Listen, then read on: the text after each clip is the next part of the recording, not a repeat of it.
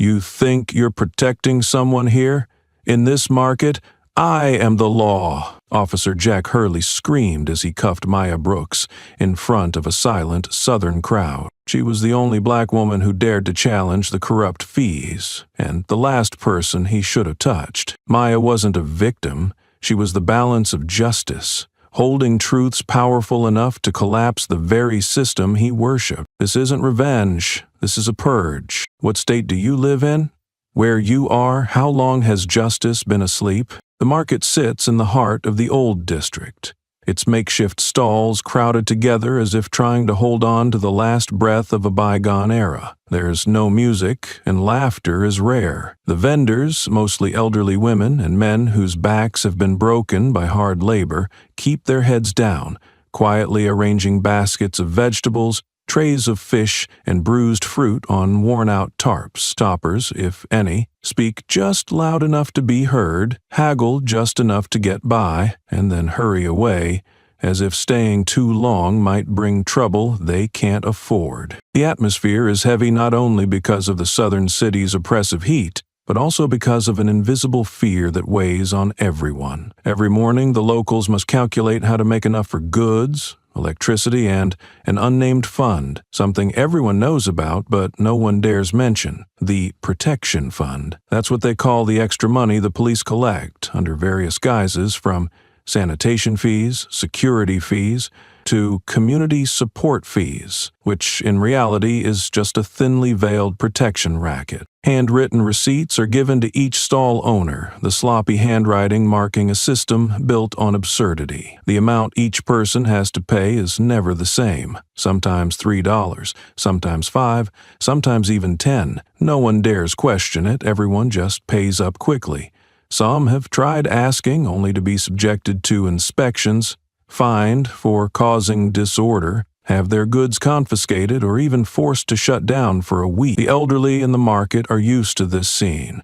They shake their heads and look at their feet every time the police appear at the end of the row. The heavy footsteps of the police echo through the aisle, mingling with the vendors' calls and the dragging of plastic bins. Whenever the tall officer in a dark blue uniform and cold, piercing gaze appears, no one dares look directly at him. Wherever he goes, the atmosphere turns even more somber. Stall owners automatically place money in envelopes and hand them over with the ritual of silent resignation. Even the market's strongest young man stands aside, eyes smoldering with anger, but still bows his head and lines up with the others. Only the children dare to ask, "Grandma, why do you have to give him money?" The old sweet potato seller forces a smile and dodges the question with a vague answer. "Just so there's no trouble, dear." But the child keeps watching, still curious, not understanding the adult's fears. One day, a stall owner forgot to pay on time.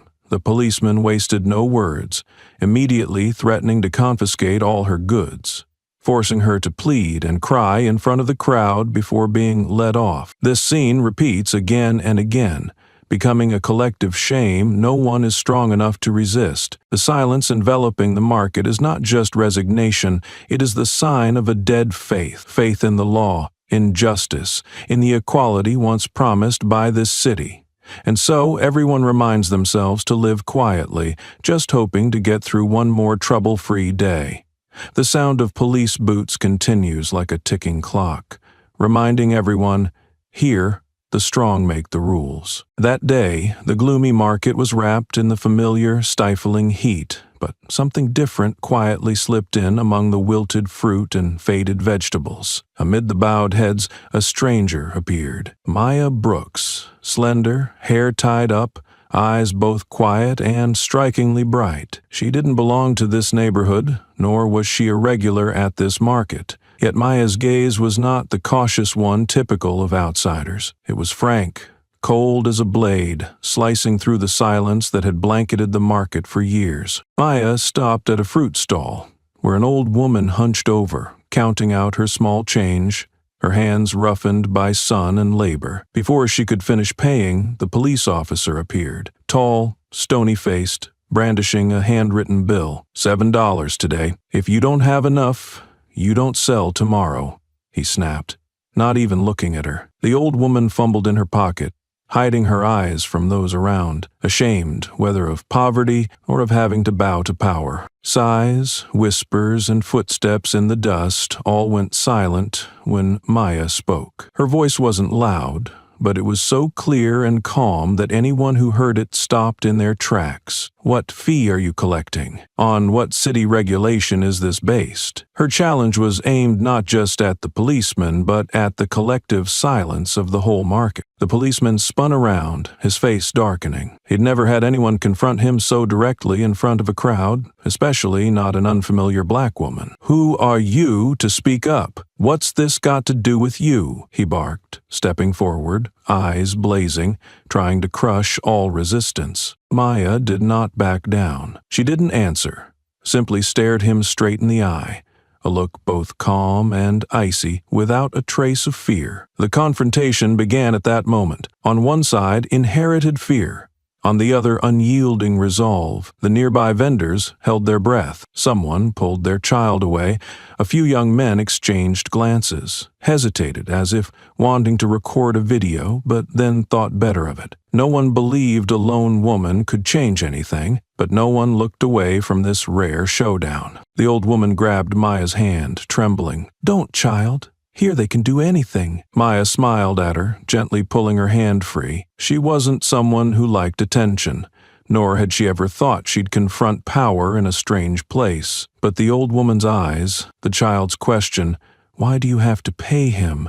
and the many bowed heads all cut deep into Maya, recalling memories of her own family, of her mother once humiliated by police just for demanding fairness. Maya stood tall, facing the officer. "If you're collecting according to regulations, please show me the law requiring this payment." A tense silence hung in the air. The officer squinted, seeing Maya not as a weak woman, but as someone from a world beyond his control. The crowd froze. For the first time in years, the market was silent, not out of fear, but because someone had dared to speak up. And that voice, however small, kindled a faint fire in every heart present that day. The air in the market seemed to thicken, every eye fixed on the confrontation unfolding in the narrow aisle. Jack Hurley, in his crisp police uniform, stood out among the makeshift stalls, swaggering closer to Maya Brooks. His face flushed, uncertain whether from anger or being publicly challenged. His strong hand rested near his gun, a silent reminder of power that needed no words. "Who do you think you are? Interfering in official business? Show me your ID," Jack shouted, his voice booming, causing nearby vendors to startle and hurriedly pack up their goods. Some traders quietly pulled their children closer, anxious faces glued to the scene where two people, a policeman and a black woman, faced off beneath the sunlight and the shadows of fear. Maya did not move. She quietly took her ID card from her wallet and handed it over without a tremor. Her eyes never left Jack's, steady as if she were facing a stranger in the halls of justice. "What right do you have to check my papers when I was only watching an old woman being illegally extorted?" Her voice wasn't loud, but each word struck with clarity, slapping centuries-old prejudice draped over the market. Jack glanced at the card, didn't bother to read her name, and tossed it back to Maya with contempt. "Here, I am the law." He emphasized every word, his eyes sparking as if trying to burn away the woman's composure. Maya kept the card in her hand,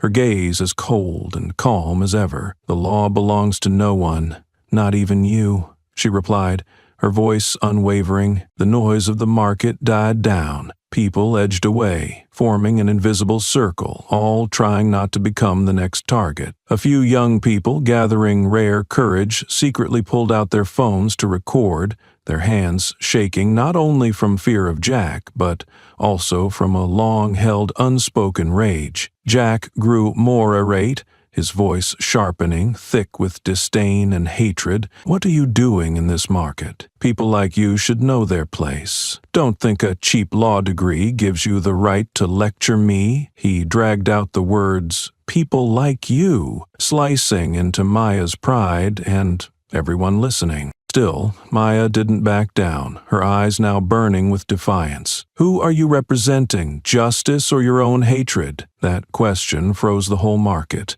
as if a cold wind had swept through. Those recording quietly stepped back, trying not to draw Jack's attention, but kept their cameras trained on the pair. Jack took another step forward, his voice dropping but growing more dangerous. "Do you really want to get arrested? No one here will defend you." Maya remained upright, her eyes unyielding. "I don't need anyone to defend me. I just want you to answer. Under what regulation are you collecting this fee?" Tension peaked. Jack began to threaten, with thinly veiled racial overtones.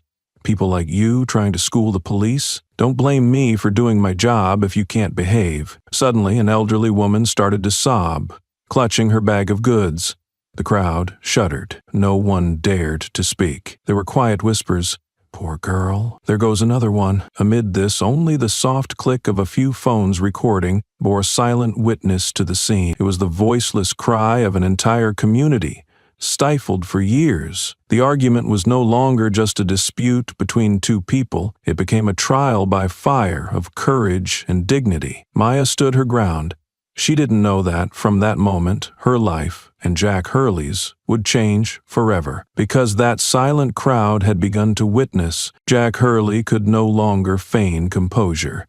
Seething with rage, he lunged, shoving Maya hard into a fruit stall.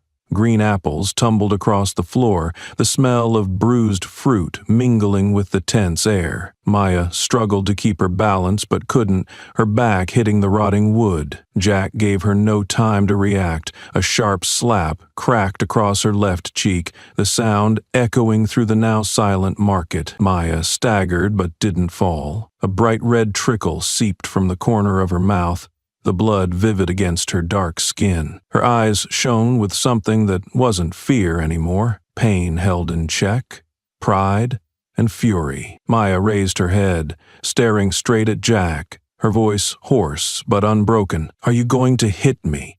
To cover up the truth?" That question, though small, stabbed straight through the man's shell of authority. The crowd pressed closer in silent rings. No one dared intervene. No one stepped forward. The oldest vendor turned his back, trembling hands folding his tarp, avoiding the scene as if not witnessing would make him less complicit. Jack, even more enraged, growled, his voice hissing through clenched teeth. "Shut up!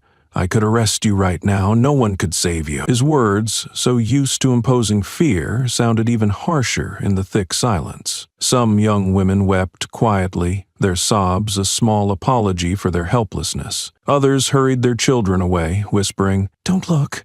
Let's go home." Everyone understood the unwritten law. Never get involved with the police, especially when the person standing up is a black woman. In a distant corner, a teenager with an old phone secretly filmed everything. His hands shook, both from fear of being caught and from a strange swirl of emotions, anger, pity, and a fragile hope. The image quivered, capturing Maya, small yet resolute, surrounded by the weight of authority. Jack easily noticed someone recording. He rushed over, grabbed the phone from a young man, and smashed it to the ground.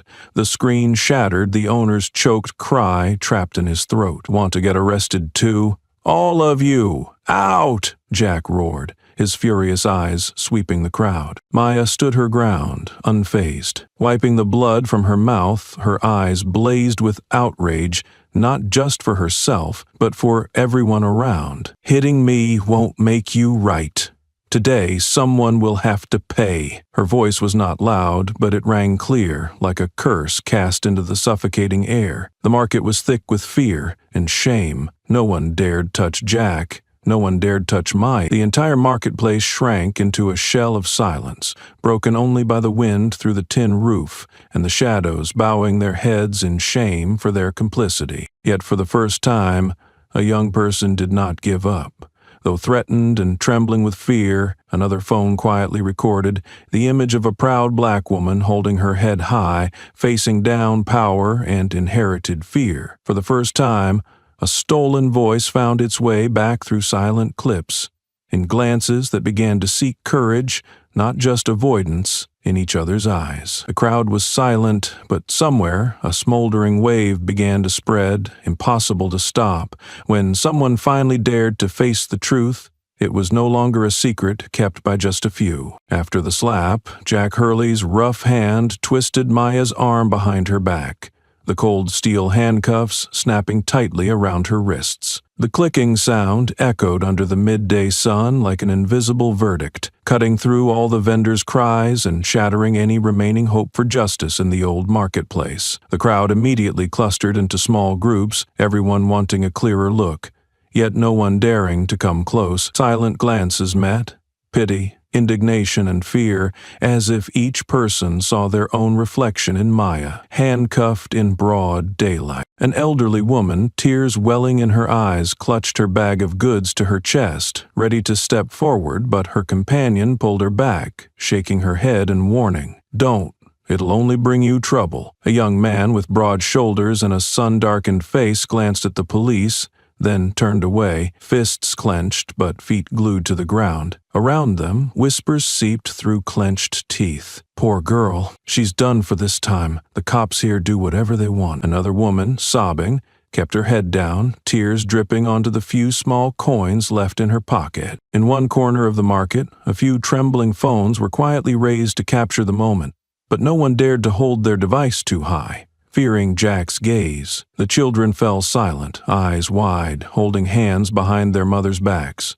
Too young to understand, but sensing the suffocating tension. A thin man selling vegetables at the far end of the market muttered curses, turning to face the wall, as if trying to escape the collective shame rising in everyone's chest. Every small movement, a gentle tug at a companion's sleeve, a subtle nod, a furtive glance before looking down, were signals of a community too familiar with fear, who had witnessed such scenes countless times, powerless to do anything but stand by and wait for it to pass. Eyes followed Maya, some angry but powerless, others sympathetic, swallowing back tears. Her story, barely begun, rekindled old memories of countless others who had been humiliated, beaten, or arbitrarily arrested right in this market. This unrest was not true resistance, but a silent shockwave, passing from one to another, from generation to generation, then fading into the ingrained fear of those living under oppressive power. Someone in the crowd bit their lip and murmured, "No one can save her now." Another softly replied, "Here, all the rules belong to them." Amidst the murmurs, a few, mainly young people, recorded with their phones, eyes anxious, wanting to preserve evidence, but afraid of retribution. They knew well, here, justice was not on their side. Without proof, their voices would fade away like dust at dusk. All these actions, covert filming, whispering, helpless glances, testified to a community long trapped in the shadows of fear. They were used to unwritten rules, to resignation. But today, among the gossip and teary eyes, they witnessed something different. Someone dared to stand up, dared not to bow their head, and that, more than anything, set today's unrest apart. It harbored a simmering indignation, waiting for a spark to ignite. Under the harsh midday sun, surrounded by fear and humiliation, Maya Brooks remained upright, her hands cuffed behind her, but her posture unbowed, unlike those previously detained here. Her face, still bearing the mark of the slap and a dried streak of blood, showed neither weakness nor an outburst of anger. Only her eyes were more alive than ever, deep, steady, calm, gazing straight through the layers of authority Jack Hurley wore. She did not look away, nor flinch, as if, with that gaze, she could pierce right into the insecurity the officer hid beneath his aggressive exterior. Jack tightened the cuffs, trying to regain a sense of control. "What are you looking at? Want to add resisting arrest to your charges?" His voice was hoarse, a mix of irritation and confusion. For a brief moment, as their eyes met, Jack seemed to realize he was facing someone unlike the usual victims. "No complaints? No trembling?" Maya simply shook her head, then replied in a clear, unwavering voice, "No one is born to be humiliated.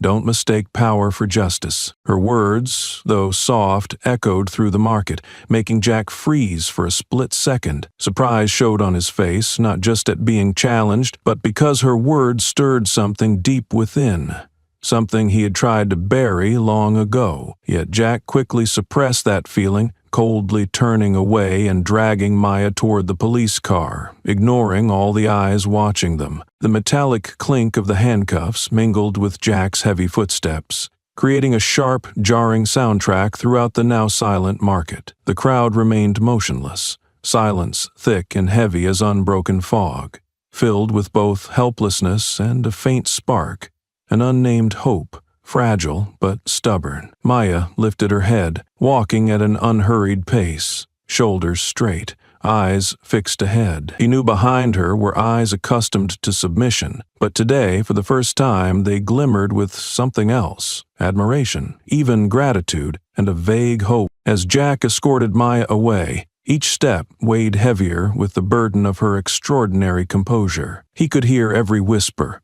every stifled murmur, and even felt himself wavering inside, though outwardly he maintained his stern demeanor. Every time he looked back, he met Maya's gaze, not hateful or resentful, but quiet, resolute, and understanding. That gaze made Jack feel small, even lost, right in the place he thought he ruled. The whole market stood still, watching Maya's figure disappear. The last sound was the clanging of the handcuffs, a grim soundtrack for public humiliation, but also a signal that something was changing. In that charged atmosphere, Maya's figure stood out, not as a defeated person, but as someone planting a seed of hope for all who watched. Her calmness was not only resistance, but also a challenge to all. The power of guns and handcuffs may restrain a person, but it cannot break the dignity and the longing for justice of an entire community. The police car door slammed shut, cutting Maya off from the chaotic sounds of the market, leaving the crowd as nothing more than blurry silhouettes in the distance through the glass window. The back seat of the patrol car was cramped,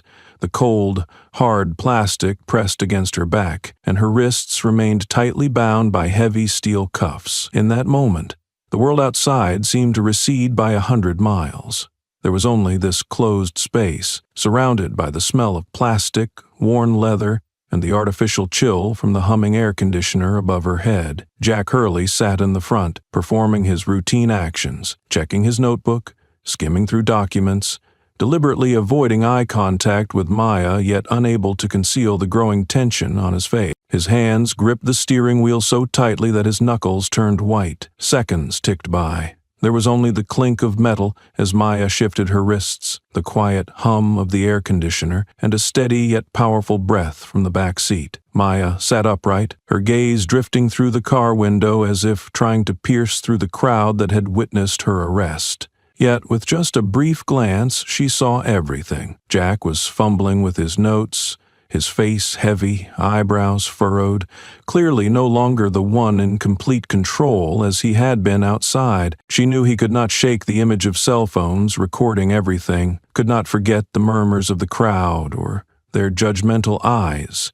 Even if they were afraid, they still saw, they still remembered. Jack started the car and it rolled slowly away from the market. The scene outside blurred under the harsh southern sun. Inside, the atmosphere transformed from public chaos into an oppressive stillness, as if even the air molecules were holding their breath, awaiting something about to explode. Jack glanced in the rearview mirror, meeting Maya's gaze, sharp and calm, almost cold. There was no fear, no anger, only an unwavering determination. That look unsettled him, as if she could see straight through him, into a place where his anger had just subsided, making room for something else, confusion. Though in the front seat, Jack could feel Maya's powerful presence behind him, as if the silence between them was a wordless battle. He tried to speak a few times, then stopped, focusing instead on gripping the steering wheel, pretending to be absorbed by the familiar route back to the police station. Each time he checked the mirror, Maya was still sitting straight, neither shrinking back nor looking away. Outside, life went on,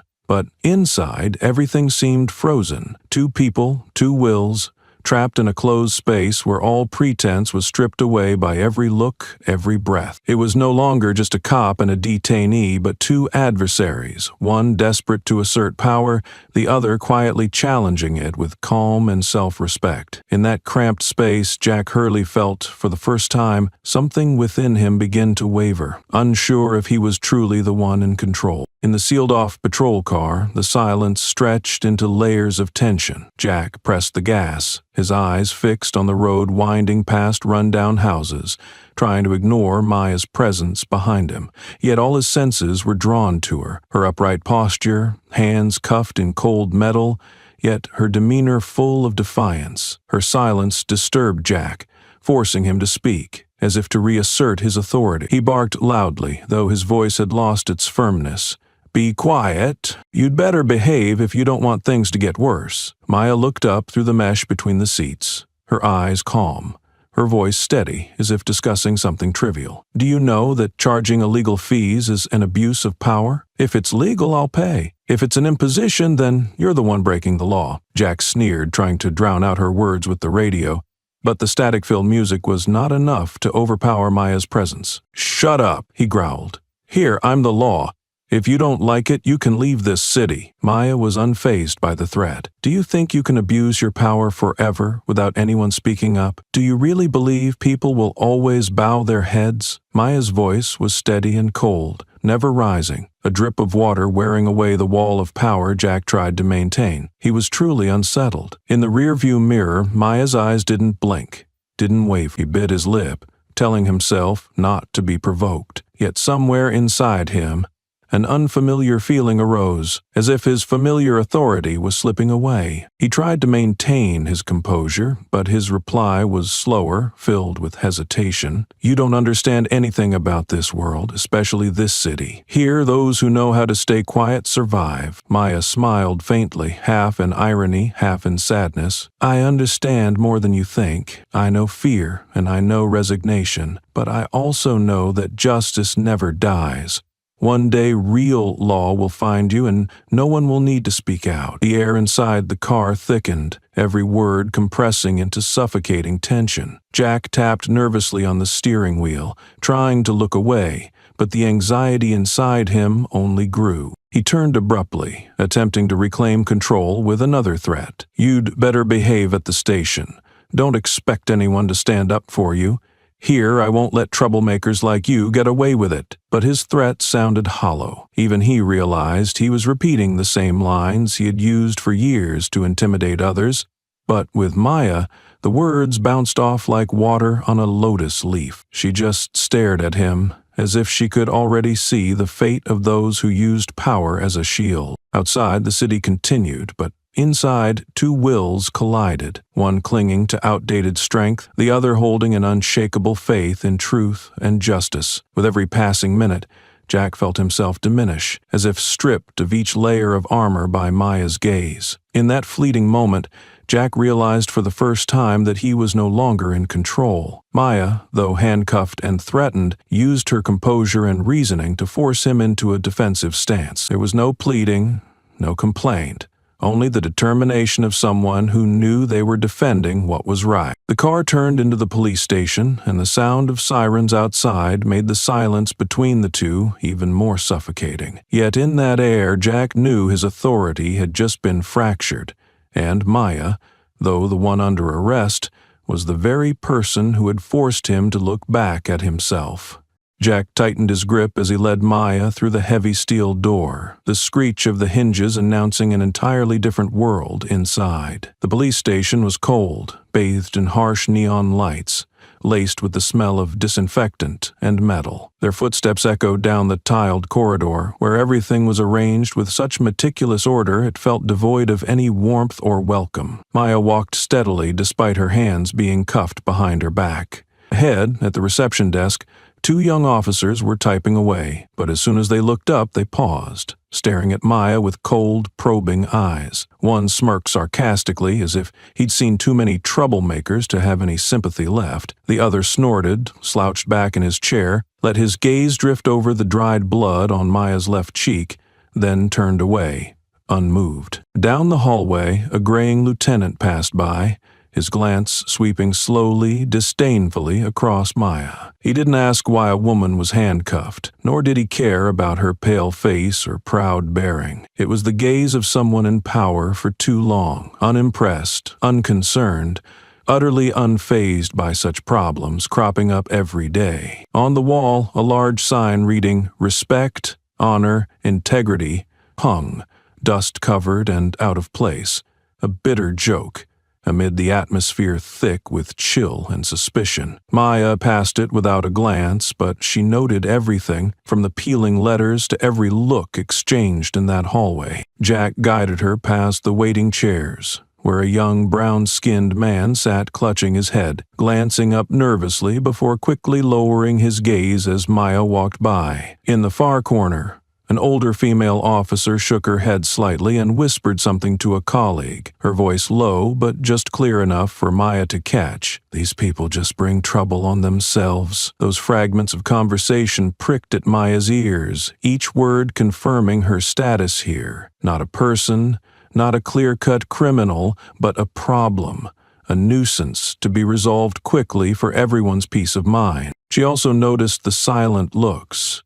eyes sliding past, then instantly turning away, as if afraid of getting involved. Quick glances and deliberate ignorance from younger officers not yet used to cruelty, and the icy stares of those too familiar with power to care about petty injustices. On the intake desk, a thick stack of files lay idle. Maya could easily imagine they were full of problems. Just like her, people who'd passed through these halls met the same indifferent eyes. Detached, bored, sometimes even tinged with delight at fresh gossip for the break room. No one asked why there was blood on her face. No one asked where the injury came from. No one asked who she was.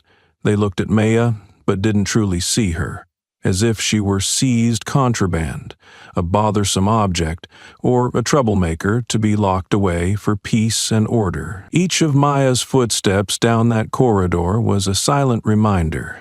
Here, she was nothing but a burden, a nuisance no one wanted to touch, a problem to be erased from the books as soon as possible. Under the cold lights, the blood on Maya's face dried dark red, a small but indelible mark of violated dignity. Yet she refused to bow her head. She knew those cold eyes weren't meant for her alone. They were for anyone who dared disrupt the order of a system built on apathy and authority. She kept walking, memorizing every face, every expression, every whisper, every cold glance. All of it would become a truth that could never be erased, even in a place where truth was often left at the door. Maya moved deeper into the station, her hands still cuffed, but her back straight. She kept her expression cold, her eyes alert like an invisible observer.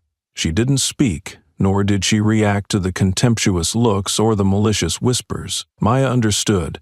She wasn't the first of her kind to set foot in this place, and she surely wouldn't be the last to be dragged down this corridor for daring to speak up. Her gaze moved slowly from face to face, quietly recording every detail, every nuance. She saw a graying sergeant with arms crossed by the door, eyes weary yet faintly disgusted as he looked at her. A younger officer, badge number 2071, smirked, enjoying the sight of Maya in handcuffs. A female officer in a gray shirt hesitated briefly, but when her colleague nudged her, she quickly turned away, pretending not to see anything. Venomous whispers drifted by, meant for colleagues but audible to Maya. Another idiot, knows nothing. These people always bring trouble. Send her straight to the cells. Maybe she'll learn her lesson. She didn't respond or let those words touch her pride. She simply noted everything. A silent detective hidden in the hive of power. Maya glanced at the ceiling,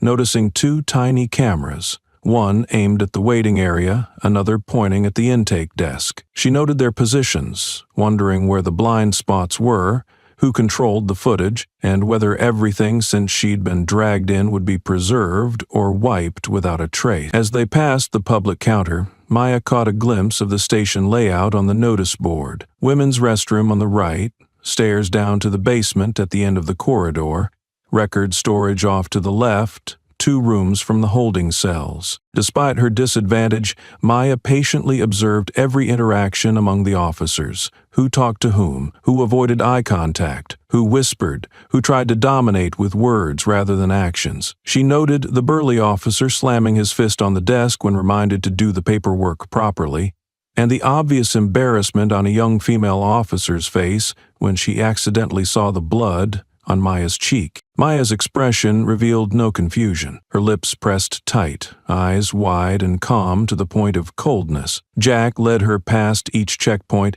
signaling to colleagues with a nod and a wry smile, as if he'd completed some proud achievement. Maya didn't react. Her silence made those around her even more uncomfortable. Somehow, her lack of fear, her refusal to cower, unsettled them, as if some invisible order was under threat. Throughout the short walk from the entrance to the temporary holding, Maya realized the stares weren't just for her. They were directed at the very existence of a seed of change. Here, anyone daring to be different was a potential threat to a system built on silence, obedience, and prejudice. She could feel the fear in the eyes of those who worked here.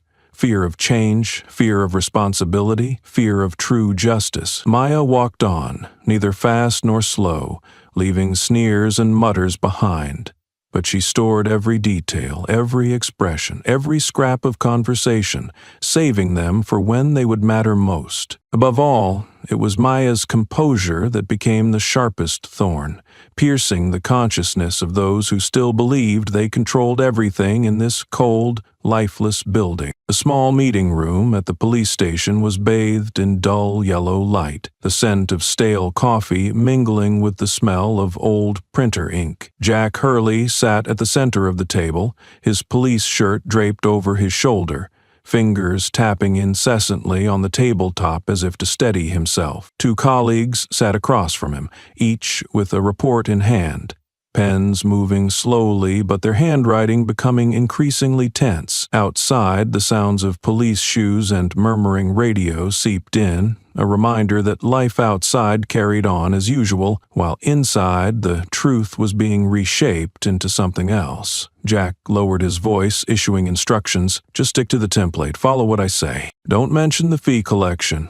And don't describe any scuffle before I was attacked. He emphasized the words, I was attacked, with calculated certainty. One colleague, Lieutenant Kelly, gaunt face, sharp eyes, carefully wrote, Subject Maya Brooks, shouted, caused a disturbance, obstructed official duties, and resisted when asked for her ID. He hesitated, then looked to Jack for guidance. Should I detail her shoving you? Jack frowned, responding quickly, put it in. Make sure you highlight her aggressive attitude, and remember, she insulted me first. Kelly added to the report. The subject used insulting language towards police, resisted when restrained. At the corner of the table, a younger officer, Blake, sneaked a glance at Jack, face uncertain. As he wrote, he muttered, What about the blood on her face? How do you want to explain that? Jack grew irritated, slamming his pen down. She fell while trying to escape.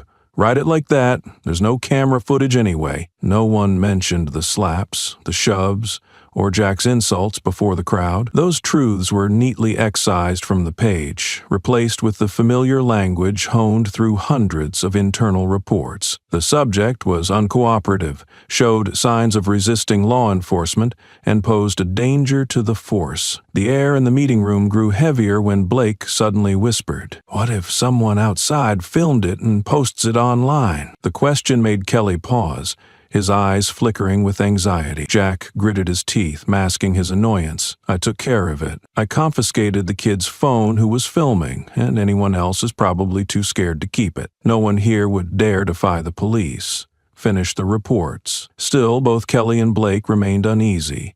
They knew in this city rumors spread quickly, and all it took was a single leaked video to bring their efforts crashing down in an instant. Jack glanced over the two reports, nodding as he confirmed every detail had been adjusted to fit the story. Maya Brooks was now portrayed as a troublemaker, argumentative, threatening, even as the one who initiated violence, while he was merely maintaining order. Every possible defense was built into a complete story, serving a system well-versed in distorting reality to protect itself. When all three signed their names, no one spoke further. But at the corner of Kelly's mouth flickered a shadow of doubt, while Blake kept glancing toward the door as if afraid of being overheard. The room fell silent again, broken only by the rustle of papers and quiet sighs among three people who knew, Even with careful wording, there was a quiet unease that lingered. A distorted truth is still a ticking time bomb, and this time no one could be sure it wouldn't explode. The holding area of the station was cramped and cold.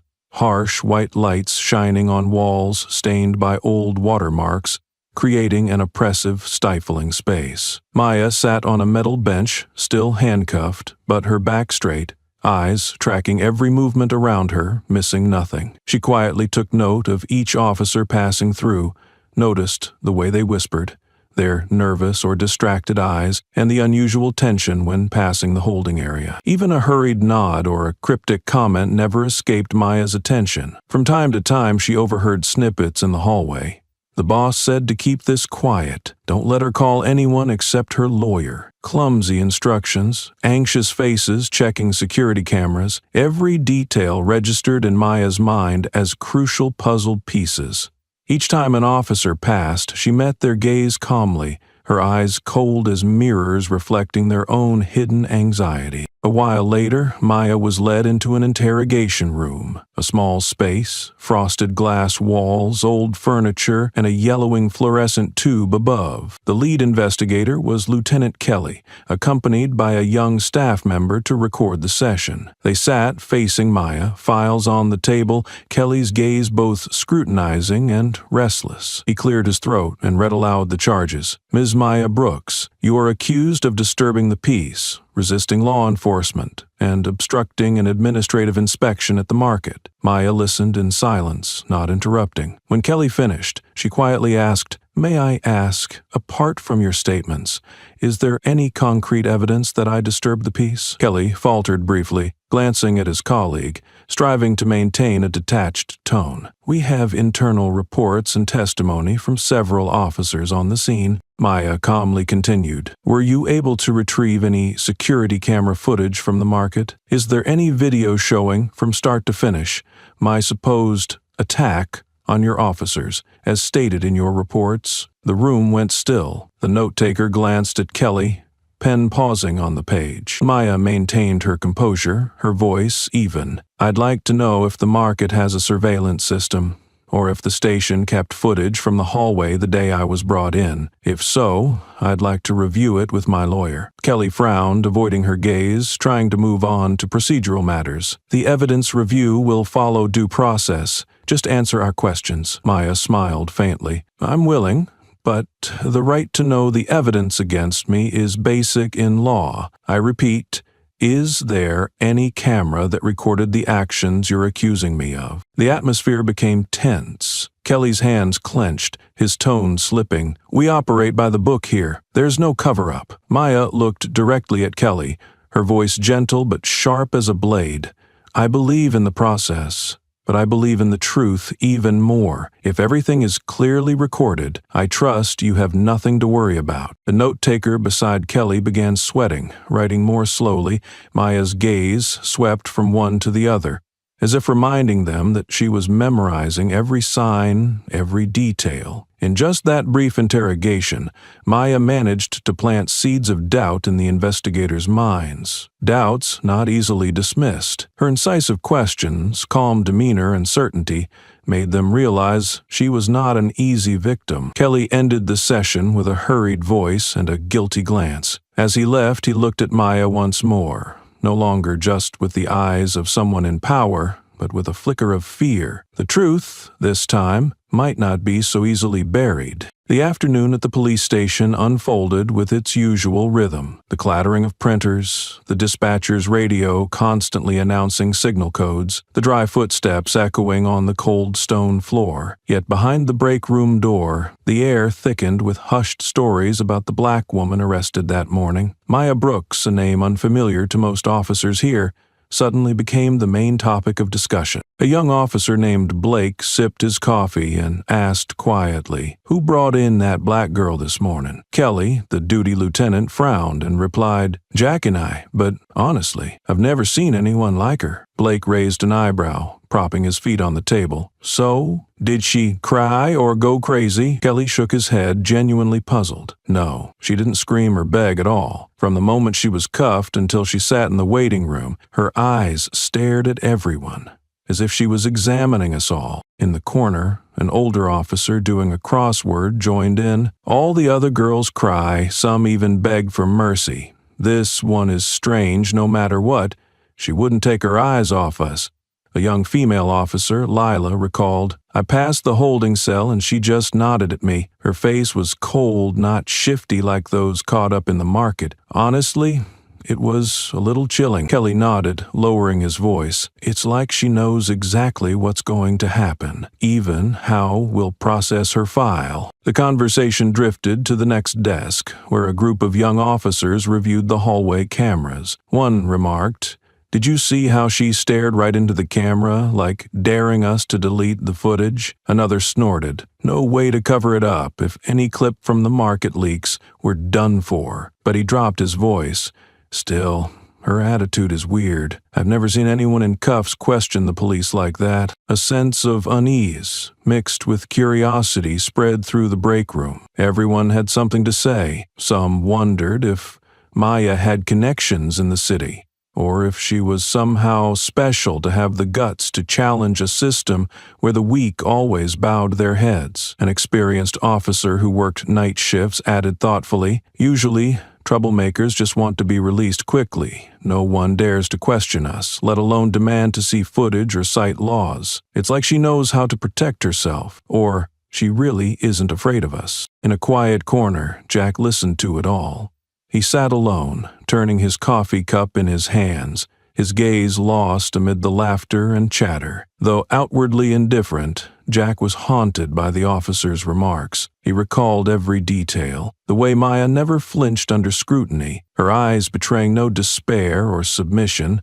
On the contrary, almost as if she were scrutinizing everyone. Her questions about evidence, cameras, procedures, and each repetition pricked the officer's confidence like a needle. The seasoned police, long accustomed to arrestees collapsing in fear, now found themselves unsettled and unsure. Each new rumor magnified the sense of mystery around Maya, making her an unpredictable variable. The station, usually a fortress of absolute authority, now felt as if it was subtly shaken by the presence of a woman so unlike any victim they had ever known. As dusk fell outside the narrow window, Maya's name still echoed in the break room, planting a quiet anxiety in those in uniform, a feeling that only surfaces when confronted with something larger than their pride and prejudice. Night came, and the station gradually emptied out, leaving only the yellowed light reflecting off cold tile floors and the wind howling through a cracked window. In his small office, Jack Hurley sat motionless in front of his computer,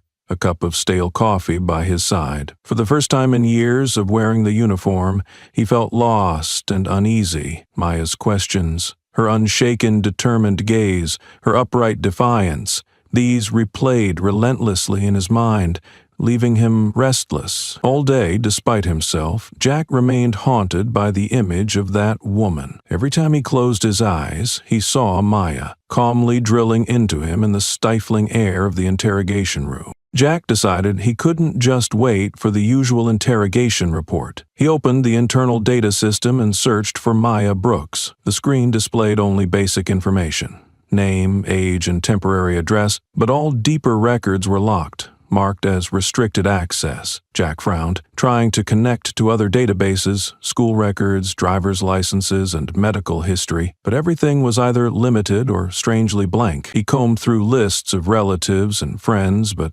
only found unfamiliar names. Nothing remarkable or noteworthy. Even the ID Maya presented at the market revealed nothing but her birth date and temporary address. The more Jack searched, the more he spiraled into curiosity and unease. The bluest screen cast tense shadows on Jack's face. He retyped variations of Maya's name into the Justice Department's system, neighboring police databases, and even internal bulletin boards. But all he found was a strange silence. Doubt gnawed at him. How could an ordinary woman have such sealed records? More importantly, why was Maya so calm when facing the police? facing him. He recalled all the women arrested at the market, all afraid, flustered, some crying or begging. None were like Maya, none dared to question, nor dared to meet his eyes as equals. Uncertainty began to morph into a vague fear. Jack left the computer and stepped onto the balcony to smoke, fingers trembling from the cold in his thoughts. He wondered if Maya was an undercover agent, a journalist, or a plant testing the system. Or was she part of the justice system in a way he'd never encountered? The thought made his heart pound. If Maya did have an important position or connections, then everything he'd done, the slap, the insults, the distorted report, could put him at greater risk than any previous abuse of power. Refusing to give up, Jack sought out colleagues in the data room, using the excuse of a background check to request more information. But when he entered the access code, a red warning flashed, restricted only for Level 3 internal affairs. Jack froze, realizing that the familiar safeguards of his authority had become walls shutting him out. His curiosity mixed with anxiety, growing into obsession, pushing him to dig deeper, to know who Maya really was before things spun out of control. Back in his office, Jack sat in silence for hours. The night deepened, the ticking clock a reminder that this time his opponent was not just a helpless woman, but an enigma greater than anything he'd ever faced. And Jack's seasoned instincts told him Maya Brooks was no ordinary victim. Perhaps this was only the beginning of something far bigger than his own fears, a battle in which, for the first time in his life, Jack felt himself on the weaker side. Nights in the southern city often sink into a silence that isn't truly peaceful, but rather the heavy stillness of old working-class streets. The streetlights cast a yellowish glow on cracked sidewalks, and thin mist lingers like a shroud, covering old memories that Jack Hurley has spent his whole life avoiding. Yet tonight, when all efforts to dispel the image of Maya have failed, those distant memories quietly return, haunting his mind with no escape. Jack grew up in a cramped neighborhood where every household locked up early and the sound of police sirens wailed as soon as night fell. His father, Arthur Hurley, was a long-serving cop, known for his toughness and temper in the community. Whenever Jack went out with his father, he noticed the different looks from neighbors, especially black families. Cold, wary, sometimes even openly hostile. Jack's father didn't care. He often told his son, "People hate you because you do the right thing. That's enough." But Jack remembered clearly how sometimes his mother, Evelyn, a gentle nurse, would quietly remind him at dinner, "Even if you do everything right, it might not be enough, son." There were nights when Jack woke to screaming in the street, or the heavy footsteps of his father pounding up the porch. Once, his father came home with his uniform stained in blood, face grim after some botched arrest. Evelyn could only hug her son, shielding Jack's eyes from the sight of his father stripping off his belt and cursing at someone outside, while she cried silently, her tears soaking Jack's shoulder. Under that roof, fear and confusion were nameless, hidden in every short breath. Jack witnessed not just once, but dozens of times, his father clashing and cursing at people of other races right in front of his son, as if it were part of the job and power. There was a day when his father dragged home a black teenager, hands tied, throwing him on the porch and shouting, "Trash! You dare defy a cop?" When Jack asked about it, his father just sneered and ruffled his head. "Remember this, if you're weak, life will stomp you down so hard you'll never get up." Jack didn't fully understand, but the boy felt uneasy, torn between love and fear of his father, and angry at those around him. Why did everything have to be so harsh and cold? Each morning, Jack saw his mother's face grow more gaunt, saw her quietly check the bruises on his arms, sometimes scars from a school fight, just because he refused to let classmates call his father a white devil. She hugged Jack tightly, whispering, "Just be gentle, you don't have to be like anyone else." But as he grew, Jack learned to close off, to harden, even become blunt in word and deed. He learned to keep silent during his parents' arguments, learned to look at people of other races with a blank stare, afraid to reveal weakness, afraid the world would trample him. Growing up in the shadow of his father's power, Jack gradually believed that to survive in this world, You always had to be strong, make others fear you before you got hurt. Yet deep down, he harbored a strange loneliness. The nights hearing his mother cry, the lessons his father repeated about power is everything, the stares from others, all of it clung to Jack, teaching him to be suspicious and desperate for validation, though he knew no way but to repeat the cycle of violence and control. Now, facing Maya, a woman strangely calm, unafraid, unbowed, those childhood wounds began to bleed again, reminding Jack that sometimes your own fear and insecurity are the most dangerous enemies, greater than any fear of authority or society's judgment. When Jack became a cop, he carried invisible wounds from childhood, along with the prejudices he thought made him strong enough to survive in a world always waiting to crush him. That hardness and coldness initially helped Jack breeze through psychological and tactical tests, making him a half-bride to his father. But beneath the new uniform, the inner storms never ceased. Jack quickly learned that in this environment there were only two kinds of people, those who ruled and those who bowed. He chose to rule, to impose, to follow the survival instinct his father taught him. The lawsuit came in his third year on the force, an unexpected upheaval. It was a rainy night. Jack stopped a group of black teenagers for suspicious behavior.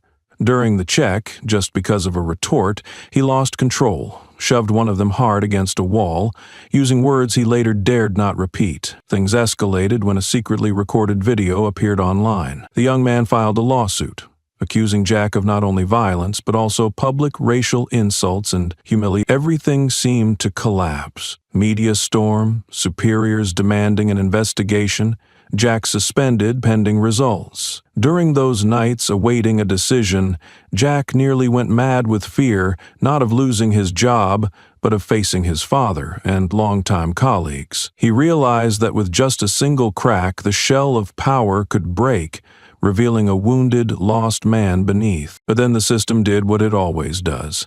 Jack's father, using reputation and connections, lobbied a close friend in internal affairs, found a way to erase the original clip and settled with the victim's family for a substantial sum. A new report was drawn up, describing Jack's actions as appropriate procedure for handling a resisting subject. Witnesses were influenced. The press fell silent, and the case faded into obscurity like countless others in the city. Only Jack, from then on, never looked at his system with naive eyes. He understood, if you belonged, every sin would be shielded, every stain cleaned, as long as outsiders didn't find out. But from then on, Jack lived with constant fear of being exposed and contempt for the very system that had saved him from the abyss, knowing how rotten and deceitful it was. That event became a scar that never healed in Jack's mind. Sometimes he wondered, without his father or that friend, where would he be now? But each time the anxiety flared,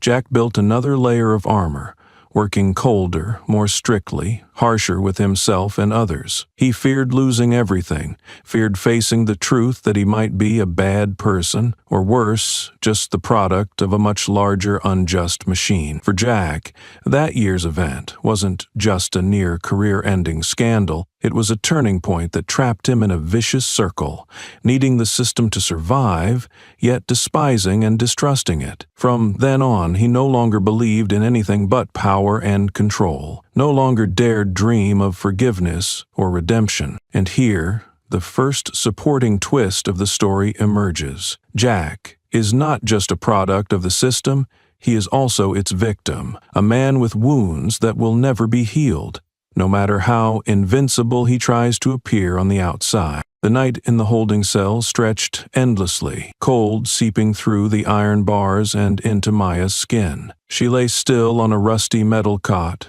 her back absorbing the damp chill from the wall, eyes fixed on the faded gray ceiling where a dim, flickering bulb cast a quiet glow. The steady breathing of her cellmate mingled with the distant hum of the city, creating a background rhythm for the memories slowly resurfacing in Maya's mind. Since childhood, Maya had lived in a house filled with old books, her mother's slanted handwriting and worn notebooks, a primary school teacher and thick files belonging to her father, a lawyer with sharp eyes but a warm heart. Unlike other neighborhood kids who only knew games, Maya grew up amidst debates about human rights, about justice and truth, about the price of courage to speak up in a world that wanted the weak to remain silent. Every day after school, her mother told her stories of children discriminated against for their skin color or circumstances. Her mother's gaze was pained but unyielding, her hand always gripping Maya's as she said, "You have the right to speak up, even if everyone tells you to stay silent." The most vivid memory was the day Maya's mother was summoned by the principal for daring to protest a policy that punished black students more harshly than white ones. In front of the whole school, her mother was humiliated, accused of inciting trouble, and even forced to transfer. Maya, then just a little girl hiding behind a door, tears streaming down her cheeks, clenched her fist until it bled. But what she never forgot was her mother's upright posture, eyes burning bright amid the circle of prejudice, never bowing, never begging. That night her mother held her for a long time, whispering, "Sometimes all it takes is one person brave enough to stand up so others know they can stand too." Maya's father was a man of reason and caution. A trial lawyer, he often faced unjust lawsuits and defended those whose voices were stifled. He himself was sometimes targeted for inspections and harassment. Maya remembered seeing him come home with a crumpled shirt, his eyes weary but never hopeless. He quietly organized scattered papers the police had rifled through, looking at Maya calmly. "They can take everything from you except your belief in the truth." Her father's silent endurance and her mother's unbreakable spirit blended into a persistent, quiet flame inside Maya. Those years shaped the ideals Maya would follow all her life. Justice is not anyone's privilege, nor is it a commodity traded between power and silence. She understood the pain of being cast aside, felt the chill of being erased from history for daring to raise a dissenting voice. As she grew, Maya chose law not to become part of the system, but to change it from within, to protect the weak, to ensure no one like her mother had to suffer in silence, to make sure history could not erase those who lived true to their conscience. In the darkness of the cell, Maya thought about why she was there. She felt no regret or fear. For Maya, each confrontation with injustice, large or small, was a test of her faith in justice. Even when shackled and crushed by the system, Maya understood, if justice truly exists, it must be kindled from courage, from the memories of those trampled, from a will that refuses to surrender to the dark. As midnight deepened, the cell grew colder, the yellowed light casting shadows on the stained wall. Maya lay still, listening to every sound, the sighs, the wind outside the window, the metallic echoes from the distant hallway. In the corner, her cellmate, a middle-aged woman with salt and pepper hair and deep, searching eyes named Gloria, shifted quietly. After the noises faded, Gloria spoke, her voice a husky whisper meant only for, "You're new here, aren't you?" Gloria asked softly, her tone roughened by time. Without waiting for an answer, she began to talk, as if too used to silence and faces that changed every night. "I've lived in this city since I was a child. When I was young, I thought hard work was enough to live in peace, but year after year, people look at me, at my kids, like we're always a threat." She paused, eyes lost in the darkness behind the bars, then sighed. 10 years ago, I lost my factory job after being falsely accused of theft. No one believed me. My eldest son got teased at school. Even the teachers didn't defend him. Once he came home with torn clothes and a swollen face, beaten by white boys while no one intervened. Gloria gave a bitter smile. What mother doesn't hurt seeing her child treated that way? But if you speak up, they say you're causing trouble. If you stay quiet, you'll always be a victim. Maya lay still, feeling every word like a knife cutting through her memories, for she too had witnessed and lived through that heavy atmosphere of fear and injustice. Gloria talked about the dread of going outside. Sometimes I was stopped just for walking through a rich neighborhood. The police interrogated me, searched my bag, looked at me like a criminal. Once I saw my friend pushed to the ground just for asking about her bill. In this city, if you're black, you learn to keep your head down, avoid attention, don't look people in the eye. Not just physical wounds. Gloria spoke of the scars on the soul. I'm used to being called ugly names, to laughter behind my back, to my kids never being chosen as class leaders. We pass around tricks to avoid trouble, always travel in groups, always call family, never react to the police. But no matter how careful you are, no one can protect themselves completely. Gloria's story flowed like an underground stream, cutting through the thick concrete of the jail, through generations of oppression, passing to Maya a feeling both familiar and agonizing. Maya listened in silence, knowing Gloria's pain was the pain of countless women, children, and families once eyed with suspicion, silenced, forced to survive quietly. In those hours of silent sharing, Maya understood deeply. Justice is not only in cold laws or majestic courtrooms, but is woven from sighs, the longing to live, and the quiet solidarity among the forgotten. Gloria's stories, her community's scars, fueled Maya's resolve. If she gave up, if she lost hope, people like Gloria would have no one left to believe in change. The night wore on, but Gloria's soft voice still echoed within Maya, becoming an indelible memory, so that when a new day's light slipped through the bars, Maya would have one more reason to stand up, to fight for justice, not only for herself, but for all the small, silent people like Gloria. The morning after Maya's detention, social media erupted with a short clip, barely over 2 minutes, yet explosively powerful. The opening frame, Maya, her face bloodied, her eyes proud and unyielding in the bustling market, the shouting and murmuring of the crowd, the police's barked orders, and the moment Maya was handcuffed and dragged away under the shocked and fearful gazes of onlookers, all captured by a trembling but courageous phone cam. At first, only a few dozen people watched and shared it in local community groups. But quickly those numbers soared to hundreds, then thousands, crossing the boundaries of the small neighborhood, spreading across major forums, news sites, even appearing on personal accounts of influential figures. Beneath the clip, the first comments were full of outrage. Why was she arrested? Look at the blood on her face. Is that justice? Another case of abuse? These questions, like sparks thrown into dry hay, instantly ignited the community's long smoldering anger. Not only were there condemnations of the police, but also countless words of encouragement and support for Maya. Stay strong, we stand with you. I've been through this. When will black people truly be protected? One by one, stories of injustice and painful memories resurfaced, joining together in a chorus of collective outrage that had never been voiced so loudly. Hashtags spread rapidly and relentlessly. Justice for Maya. Stop police brutality.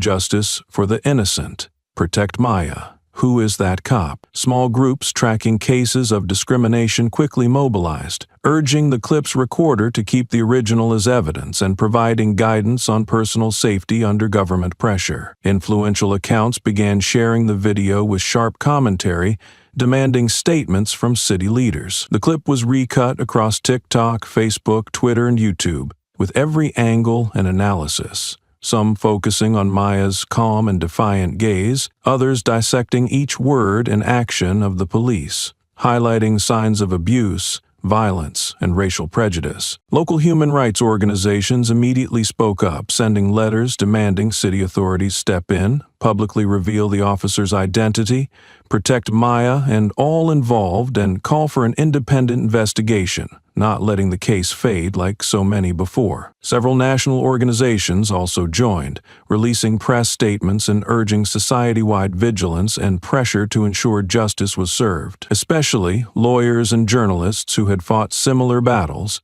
published analyses, recalling the history of unresolved police abuses and questioning the transparency and responsibility of the local government. The spread of the video not only incited social media, but also reached long silenced corners, from ordinary living rooms to the closed meeting rooms of civil organizations. Other stories slowly surfaced in the comments. Cases thought forgotten were mentioned again, extending the collective memory of ongoing injustice. Once more, the power of images and social networks turned the silence of the marginalized into a tidal wave, challenging not just a single officer or department, but the entire system behind them. In that raging wave, Maya, once an unknown woman handcuffed in the market, became a symbol of the thirst for justice, of the courage and resilience society yearned for.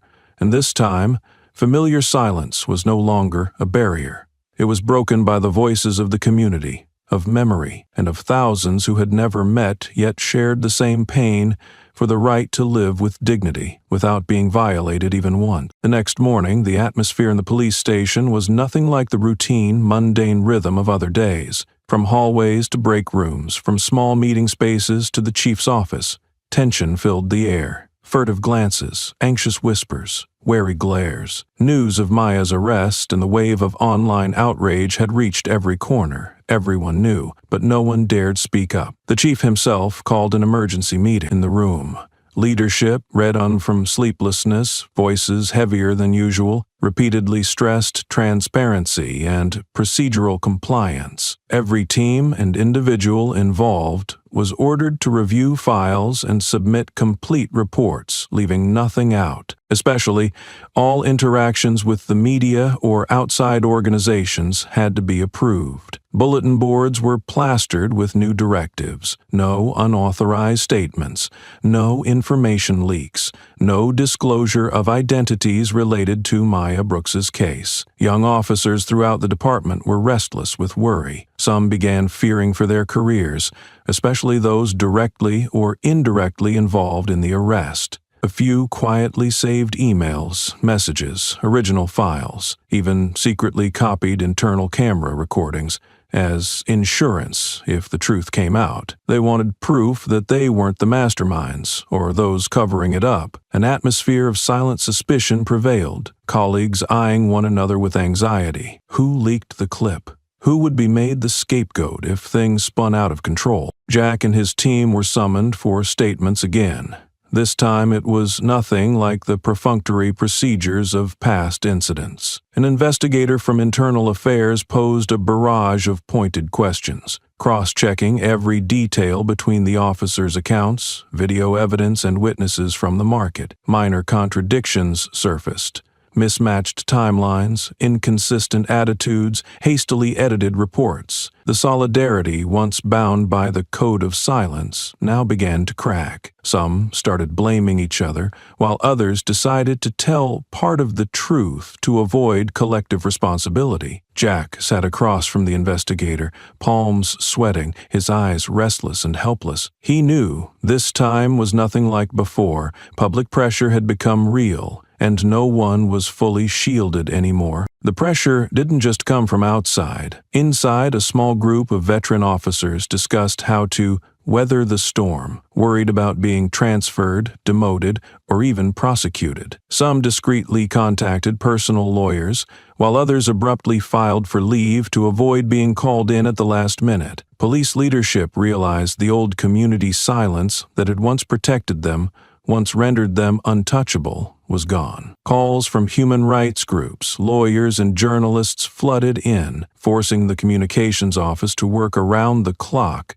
just to handle requests for explanations. Meanwhile, the public kept demanding, when will justice be served? Who will be held accountable? What will the department do about Jack Hurley and his accomplices? The silence was turning into a throbbing wound, forcing the whole system to confront the fear of exposure, a fear they had once believed could be forever suppressed. But this time, the truth was no longer the exclusive domain of power. It was something thousands of voices outside were reclaiming at any cost. The emergency meeting room at the police headquarters that morning was thick with tension. The department's leaders, team captains, and Jack sat around the long table, all eyes strained on the files regarding Maya Brooks. Worry and frustration mixed under pressure from the media and human rights organizations. In this heavy atmosphere, Maya was invited in, not as a suspect anymore, but as the central figure in the crisis. She entered with calm composure, her gaze unwavering, her face still marked by dried blood from the previous day, yet showing no trace of weakness. When the door closed, every eye in the room fixed on Maya, eyes filled with suspicion, hostility, and wariness. Jack sat in the corner, sweat beading on his forehead even though the air conditioner was running at full blast. The police chief looked at Maya as if expecting an explanation or a compromise, but what they received instead was a display of intimidating initiative. Maya pulled out a chair, placed a small bag on the table, and took out a stack of documents and a firm, sharp-edged business card. Without beating around the bush, she slid the card toward the chief, her voice steady and cold. "I am Maya Brooks, Special Inspector with the State Department of Internal Legal Affairs. Investigator ID 2187. Here's my appointment file and the letter of authorization to supervise law enforcement activities in this city." Her words landed, casting silence over the room. No one moved. No one quite believed what they'd just heard. It took Jack several seconds to comprehend. His throat was dry, fingers clenched white. The chief awkwardly took the card, eyes darting over the bold type, checking the signature and embossed seal. Another division head scrambled to recall the regulations regarding special inspectors, suddenly realizing everything was beyond their usual control. Maya didn't allow anyone to regain their composure. She spoke briefly, each sentence landing like a nail driven into the table. "I have collected sufficient evidence of abuse of power, falsification of records, intimidation of citizens, and distortion of truth in reports related to the market incident. The case files have been submitted to higher authorities and independent oversight organizations. You will be required to cooperate with an extended investigation, starting today." Jack now trembled visibly. He met Maya's gaze. It was no longer the eyes of a woman under arrest, but those of a seasoned inspector, someone who had seen, understood, and now exposed the truth without mercy. There was no fear or anger left, only certainty and an unbreakable will. The police chief swallowed hard, trying to maintain composure but losing all authority. "Why investigate this way? What guarantees this is a legal procedure?" Maya looked straight at him, unblinking. "All procedures are approved by the Department of Justice. What you should worry about is not my identity, but the evidence I already have." The air thickened. Every click of a pen, every heavy breath seemed to echo in the closed space. Maya stood, her eyes sweeping over everyone, and for the first time, all gazes directed at her held no contempt or disregard, but fear, astonishment, and a sense of being trapped. The truth had been revealed, and those who thought themselves untouchable now understood. The balance of power had shifted completely. The room's atmosphere remained thick, as if the air had been sucked out entirely. Maya's sudden appearance as special inspector had stripped the police power structure, once accustomed to safety and secrecy, bare beneath the harsh light of truth. The chief, his face pale but trying to keep a cold demeanor, regained his composure after a stunned moment. He braced himself on the table, eyes locked on Maya's file, voice trembling. "Can you explain why you conducted a covert investigation? What is the legal basis for this? Who allowed you to do this without informing us first?" Maya wasted no time. Her gaze fixed on the chief, unwavering, unsentimental. State law allows special inspectors to conduct anonymous supervision in cases of suspected cover-ups, collusion, or where the system has a history of hiding misconduct. Files related to this city, especially similar cases in the past 5 years, all show signs of systemic abuse of power, which is why I was assigned direct independent oversight and investigation. The Department of Justice has approved all procedures. If you have questions, you can contact your superiors. Her answer was so clear and concise that no one could refute it. In that moment, all the usual excuses became meaningless. One team leader hesitantly pressed, "What evidence have you gathered?" Maya withdrew a thin dossier, gently placing it on the table, each page embossed, signed by department heads with data analyses from cameras, witness reports, and numerous internal recordings. Her voice was calm but absolutely cold. "I have enough evidence of falsified reports, violence against civilians, intimidation of witnesses, and internal collusion in at least 7 cases just this year. Not only Jack Hurley, but several others are now under investigation." The room fell silent. The silence was no longer that of overwhelming power, but the suffocating anxiety of those caught in a position of weakness. Every word Maya spoke stripped away another layer of the supposed safety their system had promised. The chief, still trying to appear in control, now had both fists clenched, his eyes darting among his colleagues, but finding only pale, fearful faces. He pressed further, desperate for a last scrap of authority. "What guarantees you aren't being manipulated?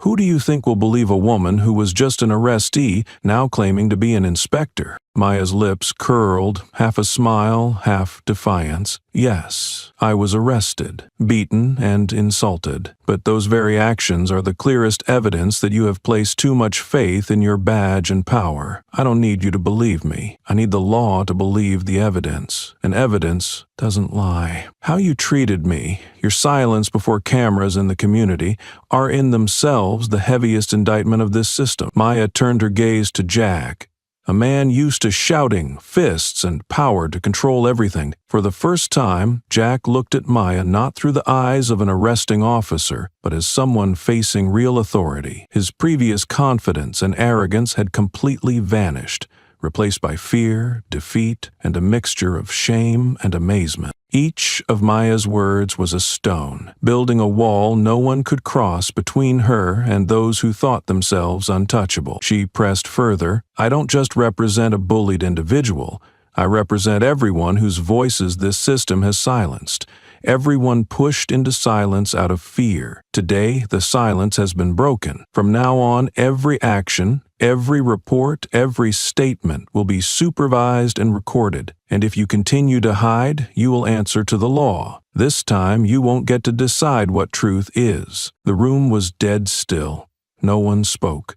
Only the sound of shuffling papers, the faint tap of a pen on the table, and the heavy breaths of those who once decided others' fates remained. Jack lowered his head, avoiding Maya's eyes. The chief sat motionless, his palms slick with sweat. The first major twist of the story now appeared. Maya was not just a victim, she was an enforcer of the law, the embodiment of true justice, the voice that society had long tried to silence. And this time, the balance of power had shifted completely. No one dared claim to be above the law. No one believed they could hide forever. The police meeting room, once a fortress of invulnerability, had now become the first secret courtroom of truth, fear, and the unstoppable rise of justice in Maya Brooks' unwavering eyes. In just one night, everything changed completely for Jack Hurley. If before he was the center of every shift, the man everyone respected, whether out of deference to power or fear of trouble, now the familiar corridors of the police station had become colder and more alien than ever. The handshakes, pats on the back, and knowing winks from colleagues vanished without a trace. People avoided Jack in the elevator, went silent when he entered the break room, switched shifts, or found excuses to step out when he approached. Even those who once shared beers with him after work now offered nothing more than a perfunctory nod, distant and wary. Jack could feel the change as a cold knife to his pride. Wherever he went, side conversations would abruptly cease. Groups whispered in corners, their eyes flickering toward him before turning away. Some discreetly pulled out their phones to update others about the latest in-house developments. If anyone asked Jack about the incident, they kept to vague statements. "It's complicated," for now, just stick to procedure. But behind his back, he knew there was much more discussion.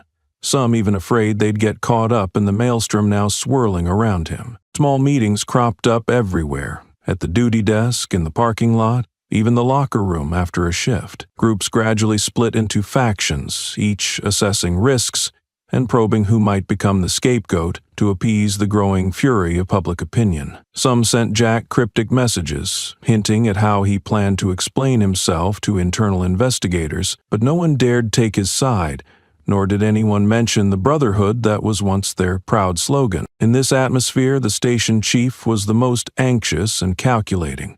He realized more than ever that his own rank and reputation were at stake. Each day brought new demands for explanation and questioning from the media and outside organizations. His office lights burned late into the night, the phone ringing endlessly with legal counsel and higher-ups. He discreetly ordered staff to review every report related to Maya Brooks' case, search for weaknesses in the internal process, and reschedule meetings to minimize Jack's presence in sensitive matters. It didn't stop there. The chief also considered contingency plans. In closed-door meetings, he even discussed sacrificing an individual to protect the department's collective reputation. Some files involving Jack were quietly sent away, with private reminders to team leaders to be careful with your statements, only say what you know, and don't speak to the press on your own. A defensive spirit enveloped the unit. Everyone watched out for themselves, wary of every word and gesture. With each passing day, Jack felt more isolated, pushed to the fringes of the team that had once been his family. He understood he was not the only one being shunned. The whole system was trembling in fear of massive waves from outside. Media, investigators, and, above all, the humiliation of discovering that power was no longer an invincible shield. In those quiet corridors, Jack felt his footsteps grow lonelier, and for the first time in his life, he had to face the truth. When a machine of power starts to falter, anyone can become the sacrificial lamb, and all signs pointed to Jack Hurley being first in line. As the police department began to fracture, fear of a real investigation spread like an oil slick into every corner. Veteran officers, once proud of the profession's unspoken code of silence, now quietly plotted their own strategies. Some chose to destroy old notes, erase internal camera footage, and edit logbooks, hoping to remove incriminating evidence before investigators arrived. In the records room, hastily written reports and messy stacks of documents were sorted and purged of unnecessary or suspicious details. However, not everyone was willing to protect colleagues as before. Public pressure and the fear of losing their jobs or even facing criminal prosecution led some to think only of saving themselves. A young lieutenant, once an ally of Jack's, but now keenly aware of the danger, began secretly recording internal conversations and saving copies of original reports. On a rare night shift, he reached out to Maya's investigative team, sending an audio file of a meeting where evidence concealment and witness coaching were discussed. A secondary twist emerged when a veteran officer, once Jack's partner in many controversial arrests, out of fear of being left behind, privately met with Maya, offering a list of cases involving falsified reports in exchange for personal protection if the scandal blew wide open. Maya, ever shrewd in dealing with the system, accepted the information quietly, asked for clarification on evidence destruction procedures, and inquired about connections to higher-ups within the department. Each day, the atmosphere grew more oppressive. Everyone eyed each other with suspicion. Small groups quietly observed one another, ready to betray if threatened.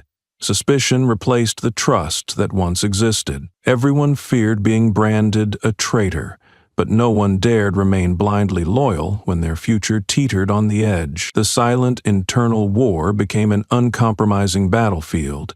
Stay silent to protect each other, or speak up first to save oneself. Perhaps even escape from a rotting system. In the station's halls, everyone carried a private anxiety, wondering, tomorrow, who would be called out next? And would the truth, once thought to be buried deep enough to remain untouched, finally be exposed?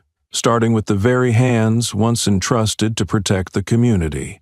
News of Maya Brooks's true identity exploded like a media bomb, spreading across every major outlet from local to international. No longer merely the victim of an unjust arrest, Maya now appeared in every headline as a special internal affairs inspector of the state legal sector, the one who exposed an entire system once thought untouchable. Major newspapers ran bold headlines. Courageous black woman blows the whistle on abuse of power. Justice returns in the form of a victim. Undercover inspector, exposes the truth. In-depth analyses and lengthy features recounted everything from the market incident to Maya's journey through fear and prejudice. Some prominent commentators hailed Maya as an icon of resilience, a guiding light for justice in a city filled with shadows. Yet public opinion was a double-edged sword. Conservative media channels, anonymous blogs, and extremist groups quickly launched a barrage of attacks on Maya. Sensational headlines abounded. Imposter uses law to destabilize order. The agitator masquerading as inspector.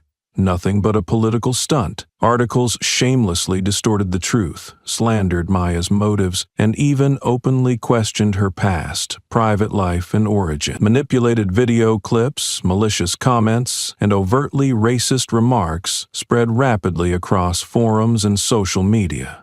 Maya suddenly became the target of a coordinated smear campaign.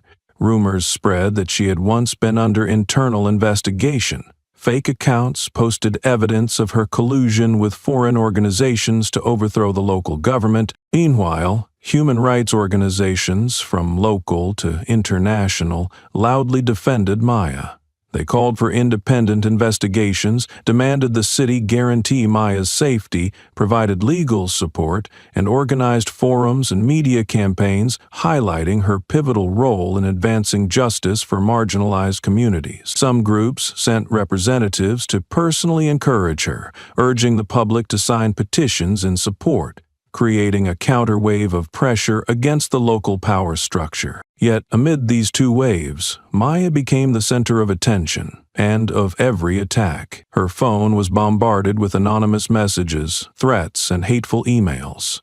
On the street, Maya encountered looks of admiration mixed with suspicion, empathy tangled with scrutiny. She often found anonymous flyers defaming her plastered at intersections, accompanied by abusive language and calls for violence. Some extremist groups targeted Maya online, sparking waves of verbal attacks, calls for boycotts, and racist insults. Some nights, Maya sat alone in her small apartment, gazing out at the city lights and feeling herself at the eye of a swirling storm of justice, power, and hate. She realized the road to truth had never been easy. Justice, she saw, was not just about cold statutes or courtrooms, but a fierce struggle against prejudice, lies, and loneliness amid the clamor of the crowd. Yet, facing this storm, Maya understood more than ever that she was not alone. Beyond the wall of discrimination, thousands watched, hoped, and placed their trust in her. More than ever, Maya knew this fight was not only for herself, but for all those whose voices still waited for real change. While Maya became the center of public debate, Jack Hurley sank into isolation and bewilderment. His name filled the news and forums, but not as a confident, powerful officer. Instead, he became the symbol of police abuse, the first to be investigated after the city's biggest scandal in years. Overnight, his once silent relationships with colleagues shattered beyond repair. Jack was removed from major cases, his name struck from the rapid response team, and internal meetings turned cold and wary when he entered. This coldness was not just formality, but the symptom of a spreading fear. Everyone feared association with Jack now, afraid of being dragged into investigation, of losing their jobs, their honor. Former close colleagues now avoided him in the hallways, offering no encouragement or mention of brotherhood as before. Even his superior, who had once shielded Jack in other controversies, now kept a distance, spoke only in official terms, and stressed, "Be careful in your explanation." Media and public opinion only added fuel to the fire. Old news footage resurfaced, complaints swept under the rug, Jack's angry face and aggressive posture and viral clips fueling further public outrage. Under every article, hundreds of comments raged. This guy must be punished, disgraced to the national police, no better than a thug in uniform. Some websites demanded immediate dismissal, criminal prosecution, and remade Jack's biography as an example of a bad cop in a rotten system. In the midst of this storm, Jack felt both indignant and lost. At night, he sat in his apartment, staring into the darkness, searching for a way out from the crushing pressure.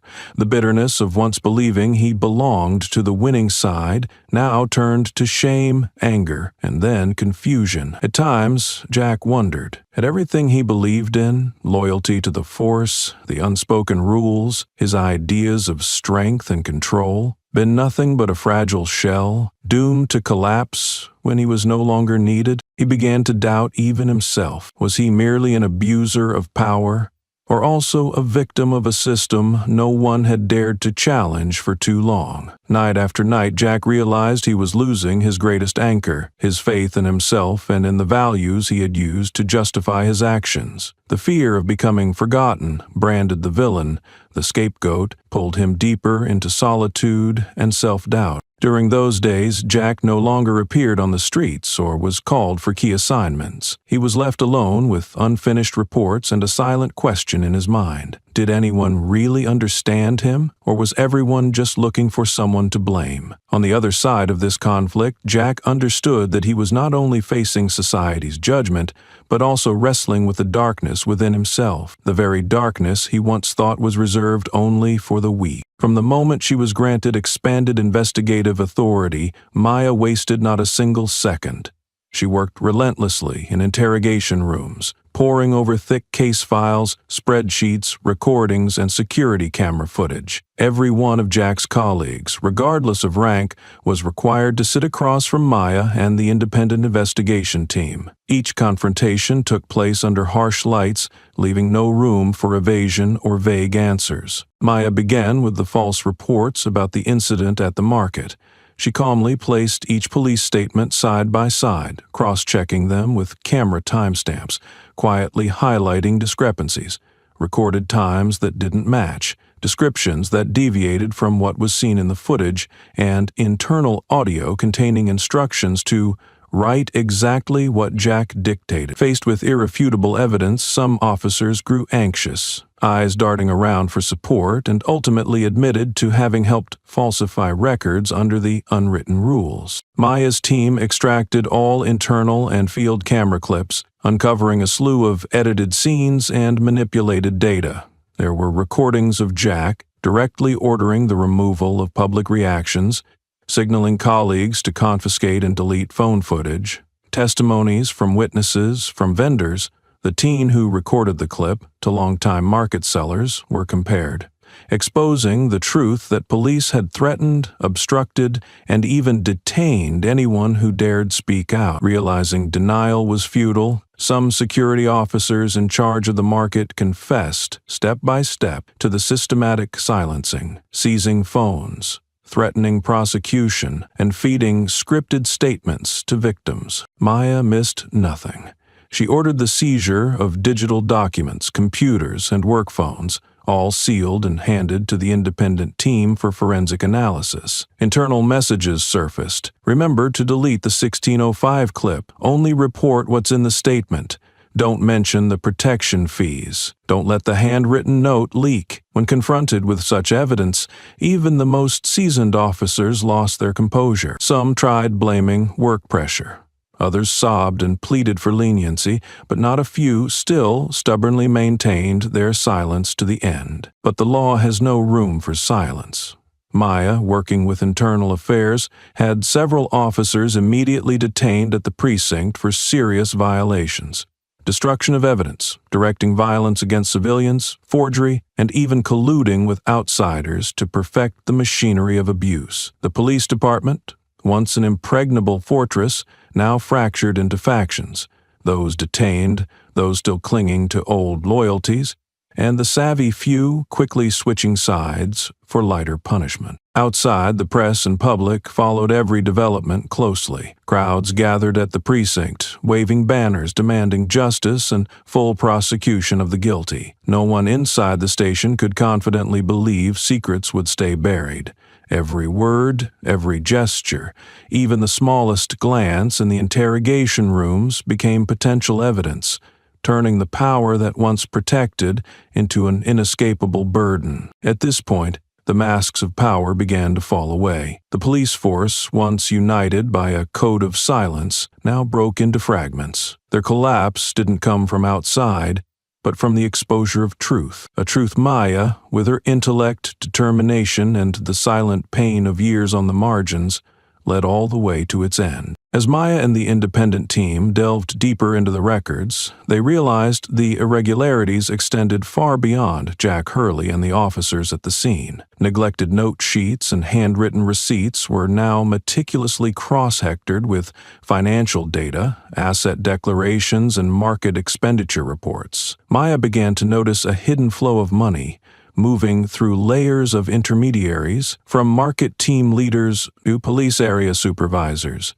reaching into departments responsible for city security oversight. The first hard evidence appeared when one of Maya's associates found a series of messages about protection payments, sent regularly each week, coinciding with periods of increased police presence at the market. The deeper the investigation, the more intermediary accounts emerged, used to collect small transfers from various stalls. Lists of safety fees encoded with symbols and abbreviated names, when matched with cameras and witness statements, became clear. One overlooked vegetable seller turned out to know the entire fee process, each officer's role, and even detailed how those who resisted were made examples to intimidate the rest. Beyond Jack and a handful of familiar faces, Maya uncovered links to supporting characters, neighborhood watchmen, ward officials, and even several big stall owners who always seemed compliant but were actually key links. They were both recipients of payments and responsible for tipping off police if anyone resisted or tried to record evidence. These people legitimized many legal fees, shifting blame onto the weaker vendors and forcing them into silence or out of the market entirely. A particularly revealing internal document surfaced, a profit-sharing table by week with specific percentages for each group, each officer, even lines for returns to superiors and support for management. Hints of cover-up and collusion from higher levels in the system. To verify, Maya summoned managers who had changed posts or received sudden promotions despite no notable achievements. Through questioning, a few admitted they'd been reminded about these collections, but none dared protest for fear of being reassigned or losing their jobs. Some testified to paying fees to stay in business or protect their positions. The complexity of this network not only made the case more serious, but revealed a massive loophole in internal oversight. The negligence or complicity of many in management had created a safe shell for the covert fee system to flourish for years. The more she investigated, the more Maya realized she faced not just a group of abusive individuals, but an entire machinery running on its own logic, riddled with shadowy deals, collusion, and cover-up spanning generations of officials. Realizing the true scale of the ring, Maya understood that the case was no longer a personal matter between her and Jack, nor a lone victim's fight against an abuser. It was a battle between the ideals of justice and a multi-layered, decades-old system where every truth could be hidden, every voice of protest easily crushed, without utter determination. Finally, when the evidence was presented to the public, media and watchdog organizations, those who had long seemed invisible revealed their true roles. The case not only dragged numerous officers into prosecution, but also forced city leaders to answer, triggering an unprecedented large-scale audit, a turning point for the entire community, and the clearest proof of the power of light against the enduring darkness of shadowy authority. As the internal investigations at the police department reached a climax, the media and public opinion no longer limited themselves to exposing Jack's violations, but also dug deep into his family's past, something Jack had long tried to bury at the bottom of his memory. Journalists unearthed old news stories, revealing that years ago, Jack's father, also a police officer, had been accused of seriously injuring a black man while on duty. That scandal once incited public outrage, but it was eventually buried through secret meetings with industry officials, the help of close friends, and internal reports that found no signs of serious misconduct. The memory of his father had always been a deep scar in Jack's life. To the neighborhood kids, his father was a symbol of authority, the kind of man everyone avoided when passing by their house at night. But to Jack, he was the embodiment of sudden rages, of cold hands and bloodshot eyes after every drunken night, of a fear that haunted his childhood. Whenever his father came home reeking of cigarette smoke, their small apartment seemed to suffocate. Jack had witnessed his father yelling at his mother, throwing objects and smashing cups over the smallest provocation. Jack's mother, a gentle woman who always tried to shield her son, endured in silence, time and again, just to keep the family from falling apart. But one day she could bear it no longer. Jack remembered that night vividly, the biting cold outside, the dim yellow light inside. His mother's quiet sobs echoed from the kitchen as his father disappeared until midnight, returning reeking of alcohol and with a cold, distant stare. After a prolonged argument, sharp words, the crash of objects, then a sudden silence as if the world had stopped, Jack watched his mother quietly pack a small bag, turn to hold him tight, her tears soaking his worn-out shirt. "I'm sorry, sweetheart, I can't stay here anymore," she whispered, her trembling hand stroking his hair. And then, without warning, Jack's mother vanished from that home, leaving father and son in an emptiness and suffocation that nothing could ever fill. In the days that followed, Jack lived in a wholly different world. Their already cold home became emptier, each meal a silent ritual between two shadows facing each other, neither saying more than 3 sentences. His father never mentioned his wife again, and wouldn't allow Jack to ask. His moods grew more erratic, sometimes ignoring everything, sometimes erupting in fury over trifles. Jack lived in a fragile space between fear and contempt, afraid of becoming like his father, yet unable to escape that overwhelming shadow. The boy once determined never to repeat the same mistakes, to be better, to become a good man, grew up only to find himself sinking into the very path he once despised. Those memories lingered like wounds that never healed until the present came crashing down. At night, when all illusions of power were stripped away before the public, Jack felt like that lonely boy again, standing in an empty room, hearing his mother's door slam, his father's heavy sigh, feeling the cold settle on his chest with no explanation. The painful reality of today left Jack unable to run from his past. Everything he once tried to hide or forget now returned to suffocate him, driving him into a chasm of pain, shame, and confusion, a place where everything began and where it seemed nothing would ever end. In the days after the truth came out, Jack nearly withdrew into silence. He avoided conversation, dodged every call, circling his small apartment among stacks of newspapers, scribbled notes, and a few faded family photographs. News of arrested colleagues, of the underground protection ring, of his father's past, appeared on every headline, leaving no room for self-defense. At night, Jack would stand before the mirror, staring deep into his own eyes, eyes that once looked at others with indifference or contempt, now filled only with exhaustion and bewilderment. For the first time, he truly asked himself, "Who am I? What have I lived for?" In those quiet moments, Jack realized the past's shadow had never let him go. He recalled his childhood, the hatred in his eyes each time he saw his father use violence, the numbness of hearing his mother's silent weeping. Yet the older he got, the more he found himself unconsciously repeating the very things he once loathed. He wondered why, whenever he faced weakness or resistance, did he resort to force? Why, whenever he felt cornered, was his first reaction always to hide, distort the truth, or blame someone else? Perhaps, somewhere deep inside, Jack never learned any choice other than what his father taught him, that to survive you must be strong, never show weakness, always protect the family, even if that family was rotten and false. Jack remembered the times he nodded and looked away when ordered to cover up wrongdoing,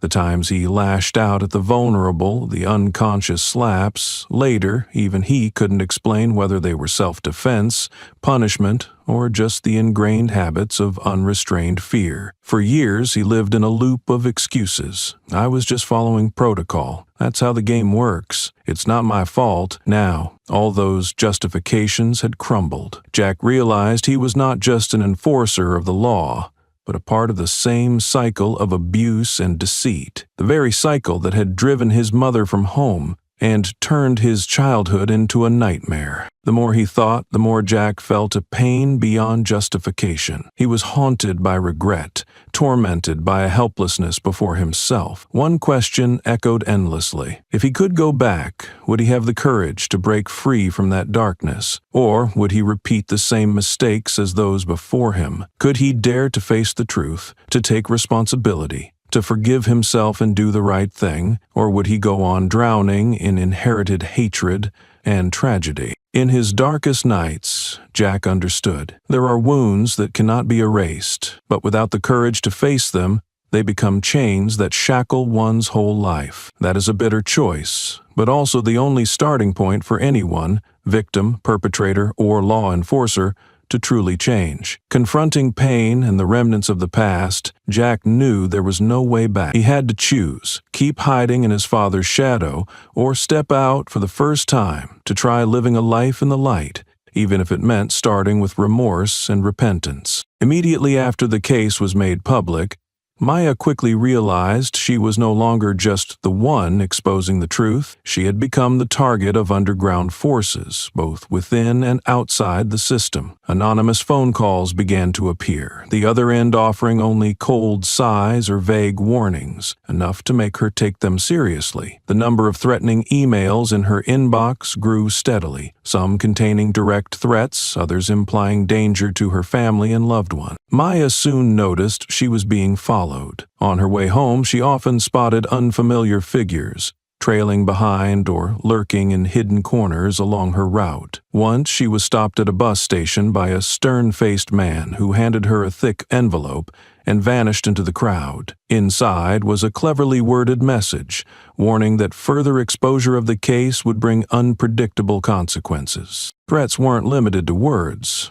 Maya also received tempting offers. Several individuals, claiming to be intermediaries for powerful figures, approached her, suggesting they could ease the pressure on her in exchange for her silence or for narrowing the scope of her investigation. The offers were subtle and sophisticated, a soft but dangerous trap, forcing Maya to be cautious at every step. Aware of the mounting danger, Maya quickly strengthened her personal security measures. She limited her contact with outsiders, hired private protection, changed her routines, and moved more cautiously. Yet this deepening isolation only made Maya more aware of the burden she carried. She understood this wasn't just a personal struggle, but a fight against a system desperately trying to protect its own wrongdoing. Despite the threats and isolation, Maya did not allow herself to waver. In her loneliest moments, she reminded herself that this was the right path,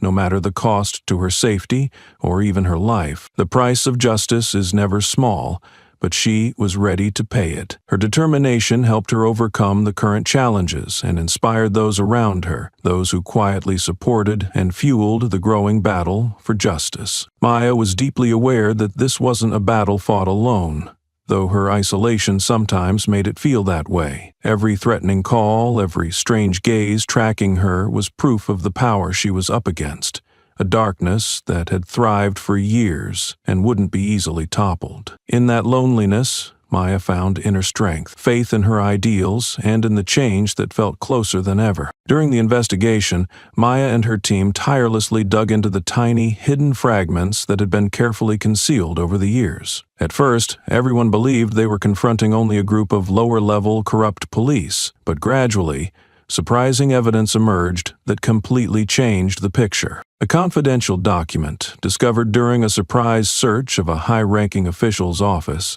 stunned Maya and her colleagues. It contained detailed records of years-long illegal fee collections, lists of protected locations, and the amounts transferred at each stage. Most striking were notes bearing signs of direction and approval from a leader once considered exemplary and a protector of internal affairs. This truth hit Maya's faith like a hammer blow. The person she once relied on, who had silently supported her in many past incidents, was now revealed as a key accomplice in the clandestine operation. Maya faced a painful dilemma. If she exposed everything, she would lose precious protection from the very system she was fighting for, and face a fierce backlash from a highly organized and powerful network. If she hesitated, she would become complicit in the deception, betraying the meaning of the entire investigation. The office atmosphere grew unbearably tense when Maya reported her findings to superiors. The investigative team split into two camps, one urging her to pursue the case to the end despite great risks, the other worrying that exposing senior leaders would have grave consequences, threatening everyone's careers and lives. Under such pressure, Maya didn't hesitate for a moment. She knew justice could not be traded for personal gain or fear of power. She decided to stick to her principles, prepare the strongest possible evidence, and ensure no one could deny or refute the truth. At the same time, Maya began building connections with independent oversight organizations, media outlets, and lawyers to form a protective shield against any potential backlash. In those perilous days, Maya often thought of her ideals, her mother, who had taught her to stand up to injustice, and the vulnerable people waiting for change. She knew she was not alone, and no matter how difficult, the fight for justice had to go on. This secondary twist not only elevated the case to a new level, but also placed Maya in her greatest peril yet. She was no longer just battling low-level abusers of power, but confronting the deepest, most entrenched shadows within the legal system, a place where truth and deception interweave into a dense curtain, waiting to be pulled aside so the light of justice could finally shine through. As evidence was progressively uncovered and Jack's comrades were arrested one by one, the isolation around him tightened like an invisible iron cage. Day by day, Jack felt clearly that he no longer belonged to the group that once was his pride and emotional support. Social calls and messages gradually disappeared, replaced by a terrifying silence and suspicious looks from former close colleagues. He became the subject of quiet rumors, criticisms, and even betrayal within the very environment he once called family. No longer allowed to participate in official activities or important meetings, Jack felt like a ghost walking the police station halls, met with cold, wary eyes as if every step he took was being calculated. Only a few within the organization maintained contact, but even they were cautious, unwilling to openly show sympathy for fear of being caught in the whirlwind. During long, lonely nights, Jack sat by the window staring at the silent city under dim, yellow lights. The weight of failure bore heavily on his shoulders. He felt anger at himself and what had happened, but also confusion and anxiety about an uncertain future. Memories of the past, mistakes, wrong choices rushed like an unextinguishable storm. He recalled hurried attempts to cover up the truth, the slaps dealt to the vulnerable, the words he now wished he could take back. Jack realized he was not merely the cause of the violations, but also a product of a layered system, of old patterns he once sought to escape, but inadvertently perpetuated. The isolation forced him to face the pain he had long hidden, the pain of betrayal, loss, and silent remorse. At night, in his small room, Jack could not sleep. Each ticking second reminded him of past days and choices ahead. He wondered if there was any way to redeem himself, to start anew, or if he would forever remain buried in the darkness of his mistakes. In that isolation and despair, Jack sensed most clearly that he stood before a fateful crossroads, one path leading out of darkness, the other to eternal submersion within it. Jack Hurley suddenly realized he was at a decisive crossroads. On one side lay blind loyalty to his comrades and the system that nurtured him. On the other, the path of justice he had repeatedly violated and concealed. For months he witnessed colleagues fall under the pressure of truth, some hiding, blaming others, or remaining silent to protect their careers. Now it was his turn. the former leader, the one wielding power, to decide: continue to conceal, bow before the underground network, or break the silence and stand with justice alongside Mayor Brooks. The first night after Maya officially invited him to collaborate in the investigation, Jack could not sleep. He was caught in a whirlpool of thoughts. If he spoke out, he would lose his honor, career, and identity. His long-standing power and alliances would turn against him, branding him a traitor. But faced with silence, he was tormented by conscience.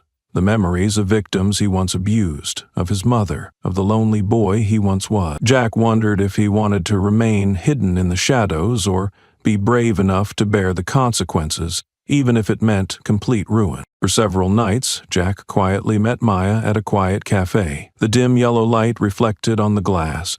Only two silent figures faced each other. Maya did not rush, only watched and waited. "Jack," she said softly, "I'm not forcing you, but if we don't do this, how many innocent people will keep being pushed aside? Do you want to live with that guilt forever?" Jack said nothing, clutching his cup, feeling the ache in his palm. He recalled the times his wife left because she couldn't bear his selfishness, the bleeding pain when his mother quietly passed away, the self-hatred from the injustice he inflicted on the weak. Maya waited with calm but firm eyes, the sole reminder that the only way to redeem was to face the truth. The next morning, Jack Hurley made a decisive decision. He came to Maya's office with the investigative team, carrying a heavy bag of files. He presented a series of emails, minutes of secret meetings, messages, and phone calls never before revealed. "Here," Jack said, voice hoarse but resolute, "is everything I have. I will fully cooperate. I accept responsibility for all violations." In the absolute silence, every nod from the investigators felt like a rare welcome to the awakening of a man once lost in power. Now Jack had crossed the line of justice, no longer hiding behind comrades or bowing to underground networks. This decision would destroy his future. He would lose his position, credentials, reputation, and possibly face criminal charges. But in return, he found some forgiveness within himself and hope for a new start. It was a chance to prove that anyone who errs can awaken and turn to justice rather than power. And the moment Jack Hurley flung open the door to darkness and handed control of truth to Maya and the law marked a turning point, not only in his story, but in the hope to change a system once thought untouchable. The press conference was held in the grand hall of the state police headquarters, attended by local and international media. Maya Brooks, dressed in a solemn black suit, stood beside Jack Hurley as she took the stage. Before the cameras, she presented pages of previously undisclosed files, surveillance footage, detailed lists of protection fees, and the underground fee-collecting network. Each image and number displayed clearly silenced the room. Jack, once the scandal's focal point, stood behind Maya, now playing the role of the whistleblower, astonishing the public. Maya detailed the incidents. Police using unjustified force, fabricating reports, concealing witnesses, and tampering with testimonies. The underground fee system operating for years, with shares passed through many ranks in the department, and high-ranking officials' names marked with secret approval signs. When she mentioned the name of the senior leader connected to these transactions, reporters hastily took notes and raised phones to film the astounding scene. Maya ended with a firm statement: "Justice cannot exist in darkness. From today, no one is allowed to hide or cover up wrongdoing, no matter what uniform they wear." Immediately after the press conference, social media and news outlets erupted. The full event video went viral, garnering hundreds of thousands of views within hours. Major news sites ran headlines such as, "Police abuse exposed by own team, years-long underground fee network uncovered," and "Justice returns in the whistleblower's form." Online communities responded with excitement, supporting Maya and Jack's courageous decisions and condemning implicated individuals. Hashtag Truth Revealed and Justice for All quickly trended on Twitter, Facebook, and Instagram. Under intense public pressure, the state legal machinery could no longer ignore the case. The next day, the governor and state attorney general announced the formation of an independent investigative committee involving legal experts and human rights representatives. Immediate arrest and summons orders were issued for high-ranking officials named. Forensic audits of recordings, videos, and financial transactions provided by Maya were conducted. The atmosphere at the local police station turned chaotic. Those who had bullied, threatened, or bribed Maya now faced searches and interrogations.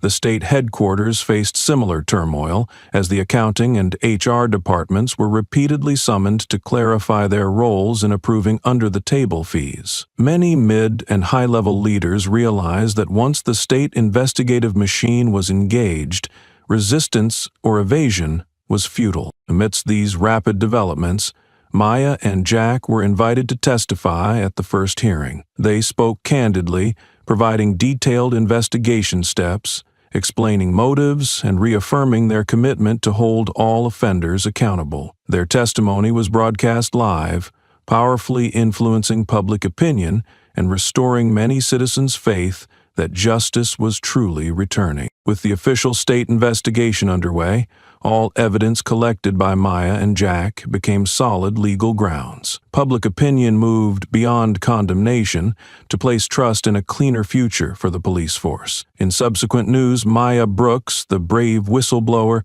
became a symbol of faith in justice, while Jack Hurley, despite his past offenses, stood as proof that anyone who errs can redeem and find the light again. After a series of high-profile state investigations, the city police department could no longer maintain its once solid facade. Hundreds of officers, from those directly running the hidden fee racket to senior leaders who covered up misconduct, were dismissed or suspended. The Special Investigation Task Force ordered the immediate abolition of all unlawful protection fees and launched a comprehensive review of every market stall charge and checkpoint levy. The city budget was tapped to reimburse affected vendors, and a dedicated compensation fund was established to help them rebuild their businesses. Departments found to have abused their authority were merged, and younger, professionally trained personnel replaced long-tenured officials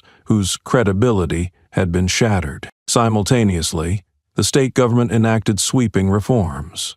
An independent civilian oversight committee was empowered to monitor internal affairs. Body-worn and dashboard cameras were mandated, with transparent data storage, and strict accountability rules were imposed on every command level. Mandatory training in human rights, community engagement, and crisis management was rolled out for all officers. An anonymous online reporting system was launched, allowing citizens and even officers to flag misconduct without fear of retaliation. What had once been an inviolable fortress of authority transformed into a publicly accountable civic institution, subject to continuous societal scrutiny. In the midst of this transformation, Maya Brooks received widespread acclaim from the media, human rights organizations, and the public, hailed as the justice whistleblower and the torchbearer of reform. Other municipalities invited her to share her expertise in internal oversight and police transparency. Yet she also endured hateful online attacks, accusations of disrupting stability, and charges of reckless provocation. Maya understood that challenging entrenched power always carries a cost, but her conviction remained unshaken. Justice must be upheld, no matter the price. Meanwhile, Jack Hurley, once the embodiment of abused authority, faced his own crossroads. Having cooperated as a key witness and provided critical evidence, he was offered two paths: surrender and accept a formal sentence, to atone publicly, or join the rehabilitation program, work under strict oversight, continue his training, and seek reintegration as a true guardian of the law. In that moment, as Jack gazed up at the city skyline, once a testament to his unassailable power, now alight with cautious hope and deep remorse, he realized that justice is not merely a series of reforms, dismissals, or payouts. It is a process of inner reflection and transformation. To let justice truly prevail, he must first change himself, confront his past, accept responsibility, and dare to start anew. Though the road ahead would be long and arduous, Jack felt this was the pivotal moment to step forward into a difficult but meaningful journey where he could rediscover his integrity and the very justice he had spent his life pursuing. After the intense days filled with scandals and judgments, Maya Brooks finally returned to everyday life. Her first morning at the market was not to investigate or confront, but simply to buy vegetables and rice for her family, a simple act that reminded her of the normalcy she once overlooked. Yet the emotional wounds remained deep. Every time she recalled the image of handcuffs and the fearful eyes of the people, she felt breathless. Maya sought out free psychological support groups, sharing with those who had endured similar trauma, learning to listen to herself, accept the past pain, and find strength to move forward. Alongside that, Maya devoted much time to community justice forums, teaching Neighborhood Watch how to protect themselves, guiding vendors to record and preserve evidence, and building networks to support one another. She felt hope kindling as those once silenced dared to speak, as the voices of the vulnerable found footing in society, and as new policies began to be implemented. Maya understood that justice was not just a closed case, but a long process demanding patience, dedication, and relentless empathy. While Maya sought peace, Jack Hurley embarked on his path of redemption. After his final statement, he returned to the old police station, not as an officer, but as a civilian volunteer supporting the training of new recruits, teaching listening skills, respectful interaction with citizens, and the importance of transparency. In every session, he shared his personal story of wrong choices, sleepless nights, realizing he was part of a larger problem, and the decision to cross the line to do what was right. Jack also joined group therapy, confronting the past with old friends and colleagues who had betrayed or stayed silent. He learned to forgive himself, but held himself accountable to maintain humility. Gradually, he realized that abuse of power stemmed not only from a thirst for control, but also from fear of abandonment and unresolved family wounds. Jack shared with young trainees how to recognize prejudice, question unjust orders, and seek allies, just as Maya had found him. These two parallel journeys, Maya building community and Jack seeking redemption, began to converge in joint workshops where they exchanged experiences and established the Justice Community Model, linking reform-minded police and citizen oversight. A pilot project emerged, the Justice Roundtable, held regularly at the old market where Maya was once arrested, inviting all social groups to dialogue about rights and duties, transparency, and accountability. The story's ending is not a full stop, but an ellipsis, opening the future. Maya, still bearing scars, learned to turn pain into action. Jack, knowing he could not erase the past, chose to confront it and serve justice rather than protect the system. The scales of justice no longer rested on one individual, but were upheld by many voices, actions, and united hearts. And the final question,